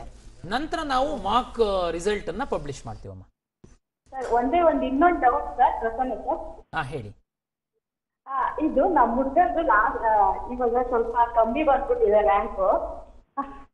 ಅವ್ರು ಲಾಸ್ಟ್ ವರ್ಷದ್ದು ಬಂದು 90,000 ಇರೋ ಕಾಲೇಜಲ್ಲಿ ಈಗಲೂ ಅದೇ ಕಂಟಿನ್ಯೂ ಆಗತ್ತಾ? ಈಗ ಕಳೆದ ವರ್ಷದ್ದು ರ್ಯಾಂಕ್ ನಾವೇನೆ ನಮ್ಮ ವೆಬ್ಸೈಟ್ ಅಲ್ಲಿ ಅಡ್ವೈಸ್ ಮಾಡ್ತಾ ಇದ್ವಿ ತಮ್ಗೆ. ತಾವು ಕಳೆದ ವರ್ಷದ್ದು ರ್ಯಾಂಕ್ ಆಧಾರದ ಮೇಲೆ ಈ ವರ್ಷ ತಾವು ಡಿಸೈಡ್ ಮಾಡ್ಬೋದು ಅಂತ. ಬಟ್ ಅಷ್ಟೇನೆ ನಿಲ್ಲುತ್ತಾ ಅಂತನ್ನುವಂಥದ್ದು ನಾನು ಗ್ಯಾರಂಟಿ ಹೇಳಲ್ಲ, ಬಟ್ ಸ್ವಲ್ಪ ಆಸ್ಪಾಸಲ್ಲಿ ನಿಲ್ಲುತ್ತೆ. ತಮ್ಗೆ ಗೊತ್ತಿರುವಂತೆ ಇಂಜಿನಿಯರಿಂಗಿಗೆ ಬಂದ್ರೆ ಕಳೆದ ವರ್ಷದಕ್ಕಿಂತನೂ ಸೀಟ್ಗಳು ಜಾಸ್ತಿ ಆಗಿದೆ. ಕಂಪ್ಯೂಟರ್ ಸೈನ್ಸಿಗೆ ಬಂದ್ರೆ ಸುಮಾರು 4,500 ಸೀಟ್ ಜಾಸ್ತಿ ಆಗಿದೆ. ಹಾಗಾಗಿ ನೀವು ಯಾವ್ದು ಆಪ್ಷನ್ ಎಂಟ್ರಿ ಮಾಡ್ತೀರಾ ಅನ್ನುವಂಥದ್ದು ಇಂಪಾರ್ಟೆಂಟ್ ಆಗುತ್ತೆ. ನಿಮಗೆ ಇನ್ನೂ ತುಂಬಾ ಕ್ಲಾರಿಟಿ ಬರಬೇಕು ಅಂತಂದ್ರೆ ನೀವು ಮಾರ್ಕ್ ರಿಸಲ್ಟ್ ಅನ್ನ ನೋಡಿ, ಅವಾಗ ನಿಮಗೆ ತುಂಬಾ ಕ್ಲಾರಿಟಿ ಬರುತ್ತೆ. ಜೊತೆಗೆ ಮಾರ್ಕ್ ರಿಸಲ್ಟ್ ಆದ ನಂತರ ನೀವು ಅಡಿಷನ್ ಮಾಡ್ಬೋದು, ಡಿಲೀಟ್ ಮಾಡ್ಬೋದು. ಯಾವ್ದಾದ್ರು ಒಂದಷ್ಟು ಕಾಲೇಜು ತುಂಬಾ ಚೆನ್ನಾಗಿರೋದನ್ನ ಬಿಟ್ಬಿಟ್ಟಿದೀನಿ ನಾನು ಆಪ್ಷನ್ ಎಂಟ್ರಿ ಮಾಡ್ಲಿಕ್ಕೆ ಅಂತ ತಮ್ಗೇನಾದ್ರು ಅನ್ಸಿದ್ರೆ ಅದನ್ನ ಸಹ ಎಂಟ್ರಿ ಮಾಡುವಂತದ್ದಕ್ಕೆ ಅವಕಾಶವನ್ನ ಕೊಡ್ತೀವಿ ನಾವು. ಎಸ್, ಪ್ರತಿ ವರ್ಷನೂ ಹಿಂದಿನ ವರ್ಷದ್ದು ಒಂದು ಮಾದರಿ ಆಗತ್ತೆ, ಒಂದು ಮಾಡೆಲ್ ಆಗತ್ತೆ ಈ ಪ್ರವೇಶ ಪ್ರಕ್ರಿಯೆಲ್ಲ. ಸೊ ಈ ಇದಕ್ಕೆ ಈ ಕೋಟಾಗೆ ಇಷ್ಟು ರ್ಯಾಂಕಿಂಗ್ಗೆ ಸೀಟ್ ಸಿಕ್ಕಿದೆ, ಈ ಬಾರಿನೂ ಸಿಗ್ಬೋದಾ, ನಮ್ಮ ಮಗನಿಗೆ ಸಿಗ್ಬೋದಾ, ಮಗಳಿಗೆ ಸಿಗ್ಬೋದಾ ಅನ್ನೋಂಥದ್ದು ನಿರೀಕ್ಷೆ ಸಹಜವಾಗಿ. ಹಾಗೆ ಬೆಂಗಳೂರಿಂದ ಪದ್ಮಾವತಿ ಅವರು ಕರೆ ಮಾಡಿದ್ದಾರೆ. ನಮಸ್ತೆ ಪದ್ಮಾವತಿ ಅವರೇ, ನಿಮ್ಮ ಪ್ರಶ್ನೆ ಕೇಳಿ. ನಮಸ್ತೆ, ಹೇಳಿ ಅಮ್ಮ. ಈಗ SNP ಕೋಟಾ ಬಗ್ಗೆ ಡೀಟೇಲ್ಸ್ ಬೇಕಿದೆ ಸರ್. ಕಾಲೇಜಲ್ಲಿ ಫಸ್ಟ್ SNP ಕೋಟಾ GML ಆಗುತ್ತೆ, GML ಆಗಿ ಆಮೇಲೆ SNP ಕೋಟಾ ಹೋಗ್ಬಿಟ್ಟು, ಅಥವಾ SNP ಕೋಟಾ ಆಗ್ಬಿಟ್ಟು ಅದೇ ಕಾಲೇಜಲ್ಲಿ ಜನರಲ್ ಮೆಡಿಕಲ್ ಸಿಗುತ್ತೆ, ಕ್ಲಾರಿಟಿ ಕೊಟ್ಟರೆ ಆಗುತ್ತೆ ಸರ್. ಈಗ SNQ ನಮ್ಮ NIC ಅವರು ತಮಗೆ ಬ್ರೀಫ್ ಮಾಡಿದ್ರು. SNQ ಅಂತಂದ್ರೇನು? ಈಗ ಉದಾಹರಣೆಗೆ ನಮ್ಮ ಸರ್ಕಾರಿ ಇಂಜಿನಿಯರಿಂಗ್ ಕಾಲೇಜ್ ಹಾವೇರಿನಲ್ಲಿ ಕಂಪ್ಯೂಟರ್ ಸೈನ್ಸಿಗೆ 60 AICT ಇಂದ ಇಂಟೆಕ್ ಇದೆ. 60ಕ್ಕೆ 5% ಸೀಟು SNQ ಕೊಡಬೇಕು ಅಂತೇಳಿ ಓವರ್ ಅಂಡ್ ಅಬೋ ಇಂಟೆಕ್ ಏನಿದೆ ಅದ್ರ ಮೇಲೆ 5% ನಾವು ಈಗಾಗಲೇ ಸೀಟ್ ಮೆಟ್ರಿಕ್ಸ್ ಹಾಕಿದ್ವಿ. ಈಗ ಉದಾಹರಣೆಗೆ ಹಾವೇರಿ ಇಂಜಿನಿಯರಿಂಗ್ ಕಾಲೇಜು ಕಂಪ್ಯೂಟರ್ ಸೈನ್ಸಿಗೆ ಎಷ್ಟು ವಿದ್ಯಾರ್ಥಿಗಳು ಆಪ್ಷನ್ ಎಂಟ್ರಿ ಮಾಡಿದ್ದಾರೆ ಅಂದ್ರೆ, ಈಗ ಒಂದು 60 ಸೀಟಿಗೆ ಉದಾಹರಣೆಗೆ ಒಂದು 500 ವಿದ್ಯಾರ್ಥಿಗಳು ಆಪ್ಷನ್ ಎಂಟ್ರಿ ಮಾಡಿದ್ದಾರೆ ಅಂತ ನಾವು ಭಾವಿಸೋಣ. 500 ವಿದ್ಯಾರ್ಥಿಗಳಲ್ಲಿ ಒಂದು 250 ವಿದ್ಯಾರ್ಥಿಗಳು ಇನ್ಕಮ್ ಲಿಮಿಟ್ 8 ಲಕ್ಷಕ್ಕಿಂತ ಜಾಸ್ತಿ ಇದೆ, ಅವ್ರನ್ನ ಬಿಟ್ಬಿಡಿ ಸೈಡಿಗೆ. ಈಗ ಯಾರು ಒಂದು 250 ವಿದ್ಯಾರ್ಥಿಗಳು 8 ಲಕ್ಷದಿಂದ ಒಳಗಡೆ ಇನ್ಕಮ್ ಇದೆ, ಅದರಲ್ಲಿ ಒಂದು 3-4 ಸ್ಲ್ಯಾಬ್ ತರಕ್ಕೆ ಅಂದ್ರೆ ಮೊದಲ ಆದ್ಯತೆ ಒಂದು 2.5 ಲಕ್ಷಕ್ಕಿಂತ ಕಡಿಮೆ ಆದಾಯ ಇರುವಂತ ವಿದ್ಯಾರ್ಥಿ, ಜೊತೆಗೆ ಒಂದು ರ್ಯಾಂಕ್ ಸಹ ಇರುತ್ತೆ, ಅವರಿಗೆ ಫಸ್ಟ್. ಆಮೇಲೆ ಇನ್ನೊಂದು ಸ್ವಲ್ಪ ಅವ್ರು ಯಾರು ಸಿಕ್ಕಿಲ್ಲ, ನೆಕ್ಸ್ಟ್ 2.5 ಲಕ್ಷಕ್ಕಿಂತ 5 ಲಕ್ಷದ ತನಕ ಆದಾಯ, ಅಲ್ಲಿ ಯಾರ್ದು ರ್ಯಾಂಕ್ ಫಿಟ್ ಆಗುತ್ತೆ ಅವರಿಗೆ. ಬಟ್ ನೀವು ಹೇಳ್ದಂಗೆ ಕಂಪ್ಯೂಟರ್ ಸೈನ್ಸ್ ಅಲ್ಲಿ 60 ಸೀಟಿಗೆ ನಾವು ರೋಸ್ಟರ್ ಮಾಡಿರ್ತೀವಿ, 5% ಸೀಟು SNQ ಅಂತ ರಿಸರ್ವ್ ಮಾಡಿರುವಂತದ್ದು ಇರುತ್ತೆ. ಯಾರು ಆಪ್ಷನ್ ಎಂಟ್ರಿ ಮಾಡಿರುವಂತದ್ರಲ್ಲಿ ಆದಾಯ ಮಿತಿ 8 ಲಕ್ಷಕ್ಕಿಂತ ಒಳಗಡೆ ಇದೆ, ಅದ್ರೊಳಗಡೆ ಯಾರು ಲೋಯೆಸ್ಟ್ ಇನ್ಕಮ್ ಇರುವಂತ ವಿದ್ಯಾರ್ಥಿಗಳಿದ್ದಾರೆ ಅವರಿಗೆ ಅವರ ರ್ಯಾಂಕ್ ಆಧರಿಸಿ ಆದ್ಯತೆಯನ್ನ ಕೊಡಲಾಗುತ್ತೆ. ತಮ್ಗೆ ಗೊತ್ತಿರುವಂತೆ SNQ ಅಂತಿದಂಗೆನೆ ಫೀಸಲ್ಲಿ ಸಹ 50% ಮಾತ್ರ ಇರುತ್ತೆ. ಈ ವರ್ಷ 21,360 ಮಾತ್ರ SNQಗೆ ಇರುತ್ತೆ. ನಾಳೆ ಅಪ್ಗ್ರೇಡೇಷನ್ ಸಂದರ್ಭದಲ್ಲಿ ಸಹ ಈಗ ಉದಾಹರಣೆಗೆ ಯಾರಾದ್ರೂ SNQ ನಲ್ಲಿ ಇದ್ದಂತ ವಿದ್ಯಾರ್ಥಿ ಸೆಕೆಂಡ್ ರೌಂಡ್ ಅಲ್ಲಿ ಬೇರೆ ಎಲ್ಲಾದ್ರೂ ಕಾಲೇಜಿಗೆ ಅಪ್ಗ್ರೇಡ್ ಆಗಿ ಹೋಗ್ತಾನೆ ಅಂತಂದ್ರೆ, ನೆಕ್ಸ್ಟ್ ಅದೇ ಬ್ರಾಂಚ್ ಅಲ್ಲಿ ಯಾರಾದ್ರೂ ಇದ್ದಾನೆ ಅವನಿಗೆ ನಾವು ಅಲ್ಲಿ ಪುಷ್ ಮಾಡ್ತೀವಿ, ನಂತರ ಅವನಿಗೆ SNQ ನಲ್ಲಿ ಕನ್ಫರ್ಮೇಶನ್ ಆರ್ಡರ್ಸ್ನ ಸಹ ನಾವು ಕೊಡ್ತೀವಿ. ಇದು ಈ ಪ್ರಕ್ರಿಯೆ ಇದೆ. ಪ್ರತಿ ವರ್ಷದಲ್ಲೂ ಪ್ರತಿ ಒಂದು ಪ್ರಕ್ರಿಯೆನೂ ಒಂದು ಸವಾಲು, ಮತ್ತೆ ಸಾಕಷ್ಟು ಸುಧಾರಣೆಗಳು ಕೂಡ ಆಗ್ತಾ ಹೋಗ್ತಾ ಇರುತ್ತೆ. ಅಂದ್ರೆ ಒಟ್ಟಾರೆ ವಿದ್ಯಾರ್ಥಿ ಮತ್ತೆ ಪೋಷಕರಿಗೆ ಒಂದು ಸುಗಮವಾಗಿ ಸುಲಲಿತವಾಗಿ ಅವ್ರು ಯಾವುದೇ ರೀತಿಯಾದಂಥ ತೊಂದರೆಗೆ ಸಿಕ್ಕಾಕೊಳ್ದಿರ ಅವರ ಒಂದು ಆಯ್ಕೆಯ ಇಚ್ಛೆಪಟ್ಟಂತಹ ಸೀಟುಗಳನ್ನು ದೊರಕಿಸ್ಕೊಡೋ ನಿಟ್ಟಿನಲ್ಲಿ ಪ್ರಯತ್ನಗಳು ನಿರಂತರವಾಗಿ ಆಗ್ತಾ ಇದ್ದಾವೆ ಅಂತ. ಎಸ್ ಸರ್, ಈಗ ಮತ್ತೆ ಒಂದು ಕರೆ ಇದೆ ಸರ್. ಈಗ ನಾಯಕ್ ಅವರು ಭದ್ರಾವತಿಯಿಂದ ಕರೆ ಮಾಡಿದ್ದಾರೆ. ನಮಸ್ತೆ ನಾಯಕ್ ಅವರೇ. ನಮಸ್ತೆ ಸರ್. ನಿಮ್ಮ ಪ್ರಶ್ನೆ ಕೇಳಿ ಸರ್. ಸರ್, ಈಗ ನಾವು ವೆರಿಫಿಕೇಶನ್ ಸ್ಲಿಪ್ ಅನ್ನ ಡೌನ್ಲೋಡ್ ಮಾಡಿದ್ವಿ ಸರ್. ಅದರಲ್ಲಿ PUC ಮಾರ್ಕ್ಸ್ ಗಳು ಬರ್ತಾ ಇಲ್ಲ, ನೀಟಿನ ಮಾತ್ರ ತೋರಿಸ್ತಾ ಇದೆ, ರಿಜಿಸ್ಟರ್ ನಂಬರ್ ತೋರಿಸ್ತಾ ಇದೆ. ಏನೋ ಪ್ರಾಬ್ಲಮ್ ಆಗುತ್ತೆ ಸರ್? ಅಲ್ಲ, ನೀವು ನೀಟಿಗೆ ಮಾತ್ರ ಬರೆಯುವಂತವ್ರ? ನೀಟಿಗೆ CET ಎರಡು ಬರ್ದಿದ್ದೀವಿ. ಮತ್ತೆ CET ಬರ್ದಿದ್ದೀರಾ ಅಂತಂದ್ರೆ CET ಇದ್ರಲ್ಲಿ ನಿಮಗೆ PUC ಮಾರ್ಕ್ಸ್ ಮತ್ತೆ CET ರ್ಯಾಂಕ್ಗಳು ಬಂದಿದಾವಲ್ವಾ? ಬಂದಿದೆ ಸರ್, ಬಂದಿದೆ. ಮತ್ತೆ ಡೌನ್ಲೋಡ್ ಮಾಡಿದಾಗ ಸರ್ ನಾವು ಮತ್ತೊಂದ್ಸರಿ ನಾವು ಡೌನ್ಲೋಡ್ ವೆರಿಫಿಕೇಶನ್ ಸ್ಲಿಪ್ ಡೌನ್ಲೋಡ್ ಮಾಡಿದಾಗ ನೀಟಿಂದು ರ್ಯಾಂಕ್ ಒಂದೇ ಬಂದಿದೆ. ಹೌದೌದು, ನೀಟಿಗೆ ನೋಡಿ, ನಮ್ದು PUC ಮಾರ್ಕ್ಸು CET ಗೆ ಯಾಕೆ ಇಂಪಾರ್ಟೆಂಟ್ ಅಂತಂದ್ರೆ CET ನಲ್ಲಿ ಎಲ್ಲಾ ರ್ಯಾಂಕ್ಗಳನ್ನ PUCಯ 50% ಮಾರ್ಕ್ಸು ಮತ್ತೆ CET ಮಾರ್ಕ್ಸ್ ಅನ್ನ ಆಧರಿಸಿ ನಾವು CET ರ್ಯಾಂಕ್ಗಳನ್ನು ಕೊಡೋದ್ರಿಂದ ನಮ್ಮಲ್ಲಿ ಇಂಪಾರ್ಟೆಂಟು. ನೀಟು ಕೇವಲ ನೀಟು ಪರೀಕ್ಷೆಯ ಆಧರಿಸಿ ರ್ಯಾಂಕ್ ಕೊಡೋದ್ರಿಂದ ಅಲ್ಲಿ PUC ಮಾರ್ಕ್ಸ್ ನಿಮಗೆ ಇಂಪಾರ್ಟೆಂಟ್ ಆಗಲ್ಲ. ಆದ್ರೆ ನೀವು ಮೆಡಿಕಲ್ ಮಾಡಬೇಕು ಅಂತಂದ್ರೆ ಅಲ್ಲಿ ಏನು ಕ್ರೈಟೀರಿಯಾ ಇದೆ 50% ನಿಮ್ದು PUC ನಲ್ಲಿ ಇರಬೇಕು ಅಂತೇಳಿ, ಅದು ಇದೆ ಅಂತ ಭಾವಿಸ್ತೀನಿ. ಹಾಗಾಗಿ ನೀಟ್ ರ್ಯಾಂಕ್ ಅಲ್ಲಿ ನಿಮ್ದು PUC ಮಾರ್ಕ್ಸ್ ಅಷ್ಟೊಂದು ಇಂಪಾರ್ಟೆಂಟ್ ಆಗಲ್ಲ. ಅಲ್ಲಿನ ನಾ ರಿಜಿಸ್ಟರ್ ನಂಬರ್ ಒಂದೇ ಹಾಕಿದ್ದಾರೆ ಸರ್. ಹಾ ಸಾಕು ಸಾಕು ಸಾಕು ಸಾಕು ಸರ್. Okay sir. ಗೊಂದಲ ಬೇಡ, ಸಮರ್ಪಕವಾಗಿ ಸುಗಮವಾಗಿ ಪ್ರಕ್ರಿಯೆ ನಡೆಸ್ಕೊಂಡು ಹೋಗಿ ಅಂತ. ಬಂಗಾರಿ ಅವರೇನ ಈ ವಿಷಯಕ್ಕೆ ಸಂಬಂಧಪಟ್ಟ ಹಾಗೆ? ಇಲ್ಲ, ಹಳೆ ಪ್ರಶ್ನೆ, ಹಿಂದಿನ ಪ್ರಶ್ನೆ ಬಗ್ಗೆ ಸ್ವಲ್ಪ ನಾನು ಮೊದಲು ಹೇಳಬೇಕಿದ್ರೆ ಕ್ಷಮೆ ಇರಲಿ. 10% ಅಂತ ಹೇಳಿದ್ದೆ, ಅದು 5% ನನ್ನ ಇದರಿಂದ ಆಯ್ತು. 5%. ಹಾಗೆ ಅದರಲ್ಲಿ 5 ಏನಂತಂದ್ರೆ ವರ್ಗಗಳಿದೆ.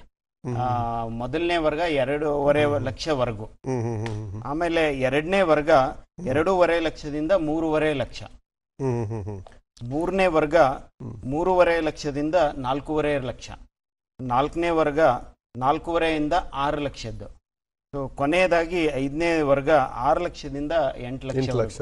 ಸೊ ಹೀಗೆ 5 ವರ್ಗಗಳಾಗಿ ವಿಂಗಡಿಸಿದ್ದಾರೆ. ಸೊ ಒಟ್ಟು 5% ಸೂಪರ್ ನ್ಯೂಮರಿ ಕೋಟಾನಲ್ಲಿ ಈ ವರ್ಗಗಳ ಪ್ರಕಾರ ಅವರನ್ನ ಅಲಾಟ್ಮೆಂಟ್ ಮಾಡೋದು. ಕ್ಲಾರಿಟಿ ಕೊಡೋಣ. ಎಸ್ ಸರ್, ಈಗ ಶಿವಮೂರ್ತಿ ಅವರು ಕರೆ ಮಾಡಿದ್ದಾರೆ. ನಮಸ್ತೆ ಶಿವಮೂರ್ತಿ ಅವರೇ. ನಮಸ್ಕಾರ ಎಲ್ಲರಿಗೂ, ತಮ್ಗೆಲ್ಲ ಸರ್. ಮಾತಾಡಿ ಶಿವಮೂರ್ತಿ ಅವರೇ, ನಿಮ್ ಪ್ರಶ್ನೆ ಕೇಳಿ. ತುಂಬಾ ಉತ್ಸಾಹದಿಂದ ಇದ್ದೀರಾ. ಹೌದು ಸರ್, ನಾವು ತಮ್ಮಲ್ಲಿ ಕೇಳುವುದೇನಂದ್ರೆ 56% ರಿಸರ್ವೇಶನ್ ಕೊಟ್ಟಿದ್ದೀರಾ ಸರ್. ಓಕೆ. ಅದರಲ್ಲಿ ನಮ್ಮ 3A ಮತ್ತು 3Bಗೆ ನೀವು 5% ಯಥಾಸ್ಥಿತಿ ಕಾಪಾಡಿದ್ದೀರಾ ಸರ್. ಅದರಲ್ಲಿ ನಮ್ಮ ಇದು ಸುಪ್ರೀಂ ಕೋರ್ಟ್ ಆದೇಶದ ಪ್ರಕಾರ 50%ಗೆ ಮೀರಂಗಿಲ್ಲ ಸರ್ ಇದು ರಿಸರ್ವೇಶನ್. ಈಗ ನಮ್ಮ ಕ್ಯಾಟಗರಿಗೆ ನೀಟಿಂದ 180 ಸೀಟ್ ಸಿಗ್ತಾ ಇಲ್ಲ ಸರ್. ಇದು 3B ಮತ್ತು 3A ಇಬ್ಬರಿಗೂ 180 ಸೀಟ್ಗೆ ನಮ್ಗೆ ಅವಕಾಶ ಸಿಗ್ತಾ ಇಲ್ಲ ಈಗ. ಅದರಿಂದ ನೀವು ಈಗ ಈ ಲೀಸ್ಟ್ ನೀವು ಬಿಟ್ಟಿದಿರಲ್ಲ, ಇವಾಗ ನೋಡಿದ್ವಿ ನಮ್ದು 2B ಕ್ಯಾನ್ಸಲ್ ಆಗಿತ್ತು, ಅದಕ್ಕೆ ಮಾಮೂಲಿ ಆಸಿಟೀಸ್ 4% ಕೊಟ್ಟಿದ್ದೀರಾ. ಓಕೆ, ನಿಮ್ ಪ್ರಶ್ನೆ ಅರ್ಥ ಆಗಿದೆ ಅಂತ ಅನ್ಕೊಂತೀನಿ ಶ್ರೀನಾಥ್ ಅವರೇ. ಅವ್ರ ಪ್ರಶ್ನೆಗೆ ಉತ್ತರ ಕೊಡೋದಾದ್ರೆ, ಯಾಕೆಂದ್ರೆ ಪ್ರಶ್ನೆಗಳ ಸಂಕ್ಷಿಪ್ತವಾಗಿರ್ಲಿ, ತುಂಬಾ ಜನ ಕಾಯ್ತಾ ಇದ್ದಾರೆ, ತುಂಬಾ ಜನರ ಸಂದೇಹನ ನಿವಾರಣೆ ಮಾಡ್ಬೇಕಾಗತ್ತೆ. ಹೇಳಿ ಸರ್, ಸಂಕ್ಷಿಪ್ತವಾಗಿ ಏನ್ ಹೇಳ್ತೀರಾ? ಮೊದಲನೇದಾಗಿ ಹೇಳ್ಬೇಕು ಅಂತಂದ್ರೆ, ಪ್ರಾಧಿಕಾರದಿಂದ ಸೀಟ್ ಮ್ಯಾಟ್ರಿಕ್ಸ್ ಅನ್ನ ನಿಗದಿಪಡಿಸೋದಿಲ್ಲ. ಆಯಾ ಇಲಾಖೆಯಿಂದ, ವೈದ್ಯಕೀಯ ಇಲಾಖೆಯಿಂದ, ವೈದ್ಯಕೀಯ ಶಿಕ್ಷಣ ಇಲಾಖೆಯಿಂದ ನಮಗೆ ಮೆಡಿಕಲ್, ಡೆಂಟಲ್ ಬರುತ್ತೆ. ಮತ್ತೆ ಆಯುಷ್ ಇಂದ ಡಿಪಾರ್ಟ್ಮೆಂಟ್ ಇಂದ ಆಯುಷ್ ಸೀಟ್ಗಳು ಬರ್ತದೆ. ಇಂಜಿನಿಯರಿಂಗ್ ಅಂತಂದ್ರೆ ಹೈಯರ್ ಎಜುಕೇಶನ್ ಇಂದ ಬರುತ್ತೆ. ಸೊ ಈ ರೀತಿ ಆಯಾ ಇಲಾಖೆಯಿಂದ ಬರತಕ್ಕಂಥ ಸೀಟ್ ಮ್ಯಾಟ್ರಿಕ್ಸ್ ಅನ್ನ ಅಳವಡಿಸಿಕೊಂಡು ಮೆರಿಟ್ ಆಧಾರದ ಮೇಲೆ ಸೀಟು ಹಂಚಿಕೆಯನ್ನ ನಾವು ಮಾಡ್ತೇವೆ. ಸೊ ಈ ಕ್ಯಾಟಗರಿಗೆ ಇಷ್ಟು, ಈ ಕ್ಯಾಟಗರಿಗೆ ಇಷ್ಟು ಅನ್ನೋದ್ರ ಬಗ್ಗೆ ನಮಗೆ ನಾವು ಸಿದ್ಧಪಡಿಸೋದಿಲ್ಲ. ಸರ್, ಈಗ ಚಿಕ್ಕನ್ ಗೌಡ್ರು ಕರೆ ಮಾಡಿದ್ದಾರೆ. ನಮಸ್ತೆ ಗೌಡ್ರೆ. ನಮಸ್ಕಾರ ಸರ್. ನಿಮ್ ಪ್ರಶ್ನೆ ಕೇಳಿ, ನೇರವಾಗಿ ಪ್ರಶ್ನೆಗೆ ಬನ್ನಿ ಸರ್. ಈ ಸಲ ಇದು ಫೀಸ್ ಹೆಚ್ಚಳ ಆಗ್ಬೋದು ಸರ್ ಅಂತ ಕೇಳ್ತೀನಿ. ಮಾತಾಡಿ, ನೇರವಾಗಿ ಪ್ರಶ್ನೆಗೆ ಬನ್ನಿ, ಮಾತಾಡಿ ಸರ್. ವೈದ್ಯಕೀಯ ಶುಲ್ಕ ಹೆಚ್ಚಳ ಆಗ್ಬೋದು ಸರ್. ಶುಲ್ಕ ಹೆಚ್ಚಳ ಮಾಡ್ತಾರ ಏನು ಅನ್ನುವಂತ ಪ್ರಶ್ನೆ ಕೇಳ್ತಾ ಇದ್ದಾರೆ ಸರ್. ಏನ್ ಹೇಳ್ತೀರಾ ಸರ್? ಸರ್, ವೈದ್ಯಕೀಯ ಕಾಲೇಜುಗಳಲ್ಲಿ ಸರ್ಕಾರಿ ಕೋಟಾ ಸೀಟುಗಳಿಗೆ ಮತ್ತು ಪ್ರೈವೇಟ್ ಕೋಟಾ ಸೀಟುಗಳಿಗೆ ಯಾವುದೇ ಸೀಟಲ್ಲಿ ಹೆಚ್ಚಳವಿಲ್ಲ. ಕಳೆದ ಸಾಲಿನಲ್ಲಿ ಏನು ಶುಲ್ಕವನ್ನು ನಿಗದಿ ಮಾಡಲಾಗಿತ್ತು, ಅದೇ ಶುಲ್ಕವನ್ನು ಈ ಸಾಲಿಯೂ ಕೂಡ ಮುಂದುವರಿಸಲಾಗಿದೆ. ಸೊ ಹಾಗಾಗಿ ಯಾವುದೇ ಹೆಚ್ಚಳವಿಲ್ಲ, ಯಾರಿಗೂ ಆತಂಕ ಬೇಡ ಅಂತ. ಈಗ ಶ್ರೀದೇವಿ ಅವರು ಬೆಂಗಳೂರಿಂದ ಕರೆ ಮಾಡಿದ್ದಾರೆ. ನಮಸ್ತೆ ಶ್ರೀದೇವಿ ಅವರೇ, ನಿಮ್ ಪ್ರಶ್ನೆ ಕೇಳಿ. ನಮಸ್ತೆ ಸರ್. ಮಾತಾಡಿ ಅಮ್ಮ. ಸರ್, ನಮ್ದು ಜನರಲ್ ಕ್ಯಾಟಗರಿಯಲ್ಲಿ ಬರ್ತೀವಿ ನಾವು. ನಮ್ಮ ಮಗಂದು 88,000 ರ್ಯಾಂಕಿಂಗ್ ಅಲ್ಲಿ ಇದ್ದಾನೆ ನೀಟು. CET ಬಂದು 4,000 ರ್ಯಾಂಕಿಂಗ್ ಅಲ್ಲಿ ಇದ್ದಾನೆ. ನಮ್ಗೆ ನೀಟ್ ಸಿಗತ್ತಾ ಇಲ್ವಾ ಅನ್ನೋ ಒಂದು ಡೌಟ್ ಅಲ್ಲಿ ಇದೀವಿ ನಾವು. ಅರೇಂಜ್ ಮಾಡ್ಬೇಕಾದ್ರೆ ಹೇಗೆ ಅರೇಂಜ್ ಮಾಡ್ಬೇಕು ಕಾಲೇಜು, ನಮಗ್ ಸಿಗತ್ತಾ ಇಲ್ವಾ ಅಂತ. ಈಗ ನಿಮ್ದು ಆಸಕ್ತಿ ನೀಟಲ್ಲಿ 88,000 ಇದೆ, 4,000 ನಲ್ಲಿ ಇಂಜಿನಿಯರಿಂಗ್ ರ್ಯಾಂಕ್ ಇದೆ ಅಂತ. ಈಗ ನೀವು ಲಾಸ್ಟ್ ಕಳೆದ ವರ್ಷದ್ದೇನು ಮೆಡಿಕಲ್ ಸೀಟ್ ಇತ್ತು ಆಲ್ಮೋಸ್ಟ್ ಆಲ್ ಸೇಮ್ ಇದೆ. ಇನ್ನೂ ಸ್ವಲ್ಪ ಒಂದು 200 ಸೀಟ್ ಕಡಿಮೆನೆ ಆಗಿದೆ ಅಲ್ವಾ ಸರ್? ಆಲ್ ಇಂಡಿಯಾ ಕೋಟದ್ದು ಏನಿವೆ ನಮಗೆ ಬರ್ತಿರ್ಲಿಲ್ಲ. ಓಕೆ, ಕಳೆದ ವರ್ಷ ಏನಿದೆ ಮೇಂಟೈನ್ ಆಗಿದೆ, ಅಷ್ಟೇನೆ ಇದೆ. ನೀವು ನೋಡಿ ಅಮ್ಮ, ನಿಮ್ಗೆ ಸಲಹೆ ಅಂದ್ರೆ ನಾನು ಇಷ್ಟೇನೆ ಸಿಗುತ್ತೆ ಅಂತ ಹೇಳಲ್ಲ, ಬಟ್ ನನ್ನ ಸಲಹೆ ಎಲ್ಲ ಮೆಡಿಕಲ್ ಆಸ್ಪಿರೆಂಟ್ಸ್ಗೆ, ನಿಮಗೆ ಮಾತ್ರ ಅಲ್ಲ. ಕಳೆದ ವರ್ಷದ್ದು ತುಂಬಾ ಈಸಿ ಇತ್ತು, ರ್ಯಾಂಕು ತುಂಬಾ ಮೇಲ್ ನಿಂತಿತ್ತು. ಈ ವರ್ಷ ನೀಟ್ ಪರೀಕ್ಷೆ ಸಹ ಕಷ್ಟ ಇತ್ತು, ಹಾಗಾಗಿ ಸರಿ ರ್ಯಾಂಕ್ ತುಂಬಾ ಕಡಿಮೆಗೆ ಬರ್ಬೋದು. ಈ ತರದೆಲ್ಲ ಚರ್ಚೆಗಳು ಹೊರಗಡೆ ಆಗ್ತಾ ಇದೆ. ಈಗ ನಿಮ್ದು 88,000 ನೀಟ್ ಇದೆ, ತಮ್ಗೆಲ್ಲ ಗೊತ್ತಿದೆ. ಸರ್ಕಾರಿ ಮೆಡಿಕಲ್ ಕಾಲೇಜಲ್ಲಿ ಸರ್ಕಾರಿ ಸೀಟ್ಗಳು ಮಾತ್ರ ಇರುತ್ತೆ. ಪ್ರೈವೇಟ್ ಮೆಡಿಕಲ್ ಕಾಲೇಜ್ಗಳಲ್ಲಿ 40% ಸೀಟ್ಗಳು ಸರ್ಕಾರಿ ಕೋಟದ ಸೀಟ್ಗಳಿರುತ್ತೆ. ಸರ್ಕಾರ ಫೀಸ್ ಫಿಕ್ಸ್ ಮಾಡುತ್ತೆ. ಇಷ್ಟಕ್ಕೆ ಮಾತ್ರ ನಮ್ಮ ಎಲ್ಲ ಮೀಸಲಾತಿ ಮಗದೊಂದೆಲ್ಲ ಆಗುತ್ತೆ. ನೆಕ್ಸ್ಟ್ ಪ್ರೈವೇಟ್ ಕಾಲೇಜ್ಗಳಲ್ಲಿ ಪಿ ಸೀಟ್ ಅಂತ ಏನ್ ಬರುತ್ತೆ, ಅದು 12 ಲಕ್ಷ ಚಿಲ್ಲರೆ ಲಾಸ್ಟ್ ಇಯರ್ ಇತ್ತು. ಈ ವರ್ಷ ಸಹ ಅದೇನೇ ಇರುತ್ತೆ. ಅದಕ್ಕೆ 20% ಸೀಟ್ ಕನ್ನಡಿಗರು ಮಾತ್ರ, ರಿಮೈನಿಂಗ್ 20% 40ಯಲ್ಲಿ ಎಲ್ಲರೂ ಭಾಗವಹಿಸಬಹುದು. ಇನ್ನ ಪ್ರತಿ ಪ್ರೈವೇಟ್ ಕಾಲೇಜಲ್ಲಿ 20% ಅಲ್ಲಿ 15% NRI, 5% ಮ್ಯಾನೇಜ್ಮೆಂಟ್. ಈಗ ನಿಮ್ಮ ಆಯ್ಕೆ ಅಂತಂದ್ರೆ ಸರ್ಕಾರಿ ಸೀಟ್ ಮಾತ್ರ ನಾನು ಆಸ್ಪಿರೆಂಟ್ ಇದ್ದೀನಿ ಅಂದ್ರೆ ಎಲ್ಲ ಸರ್ಕಾರಿ ಕಾಲೇಜುಗಳನ್ನ ತಾವು ಟಿಕ್ ಮಾಡಬೇಕು. ಮತ್ತೆ ಪ್ರೈವೇಟ್ ಕಾಲೇಜಲ್ಲಿ ಸರ್ಕಾರಿ ಕೋಟದ ಸೀಟ್ಗಳೇನು 40% ಇದೆ ಅದಕ್ಕೆ ಟಿಕ್ ಮಾಡಬೇಕಾಗುತ್ತೆ. ಜೊತೆಗೆ ಇಲ್ಲ ಸ್ವಲ್ಪ 12.5 ಲಕ್ಷದಷ್ಟು ನಾನು ಪೇ ಮಾಡೋದಕ್ಕೆ ಸಿದ್ಧ ಇದ್ದೀನಿ ನಾನು ಅಂತಂದ್ರೆ ಅದು ಎಲ್ಲ ಪ್ರೈವೇಟ್ ಕಾಲೇಜಲ್ಲಿ 12.5 ಲಕ್ಷದ್ದು ಸೀಟ್ ಏನಿದೆ ಅದನ್ನ ತಾವು ಟಿಕ್ ಮಾಡಬೇಕಾಗುತ್ತೆ.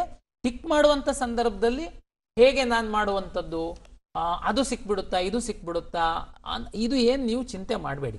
ಕಳೆದ ವರ್ಷ 3 ರೌಂಡ್ಗಳಲ್ಲಿ ಯಾವ್ಯಾವ ರ್ಯಾಂಕಿಗೆ ಜನರಲ್ ಮೆರಿಟ್ ಅಲ್ಲಿ ಯಾವ್ಯಾವುದು ಕಾಲೇಜಲ್ಲಿ ಸೀಟು ಗೌರ್ಮೆಂಟ್ದು ಸಿಕ್ಕಿದೆ ಅಥವಾ ಹೈಯರ್ ಫೀಸ್ ಇಂದು ಸಿಕ್ಕಿದೆ, ತಮಗೆ ಒಂದು ಚೆಕ್ ಮಾಡ್ಕೊಳ್ಳಿ. ಅದರ ಆಧಾರದ ಮೇಲೆ ತಾವು ನಿಮ್ಮ ಆಪ್ಷನ್ಗಳನ್ನ ಎಂಟ್ರಿ ಮಾಡಿ.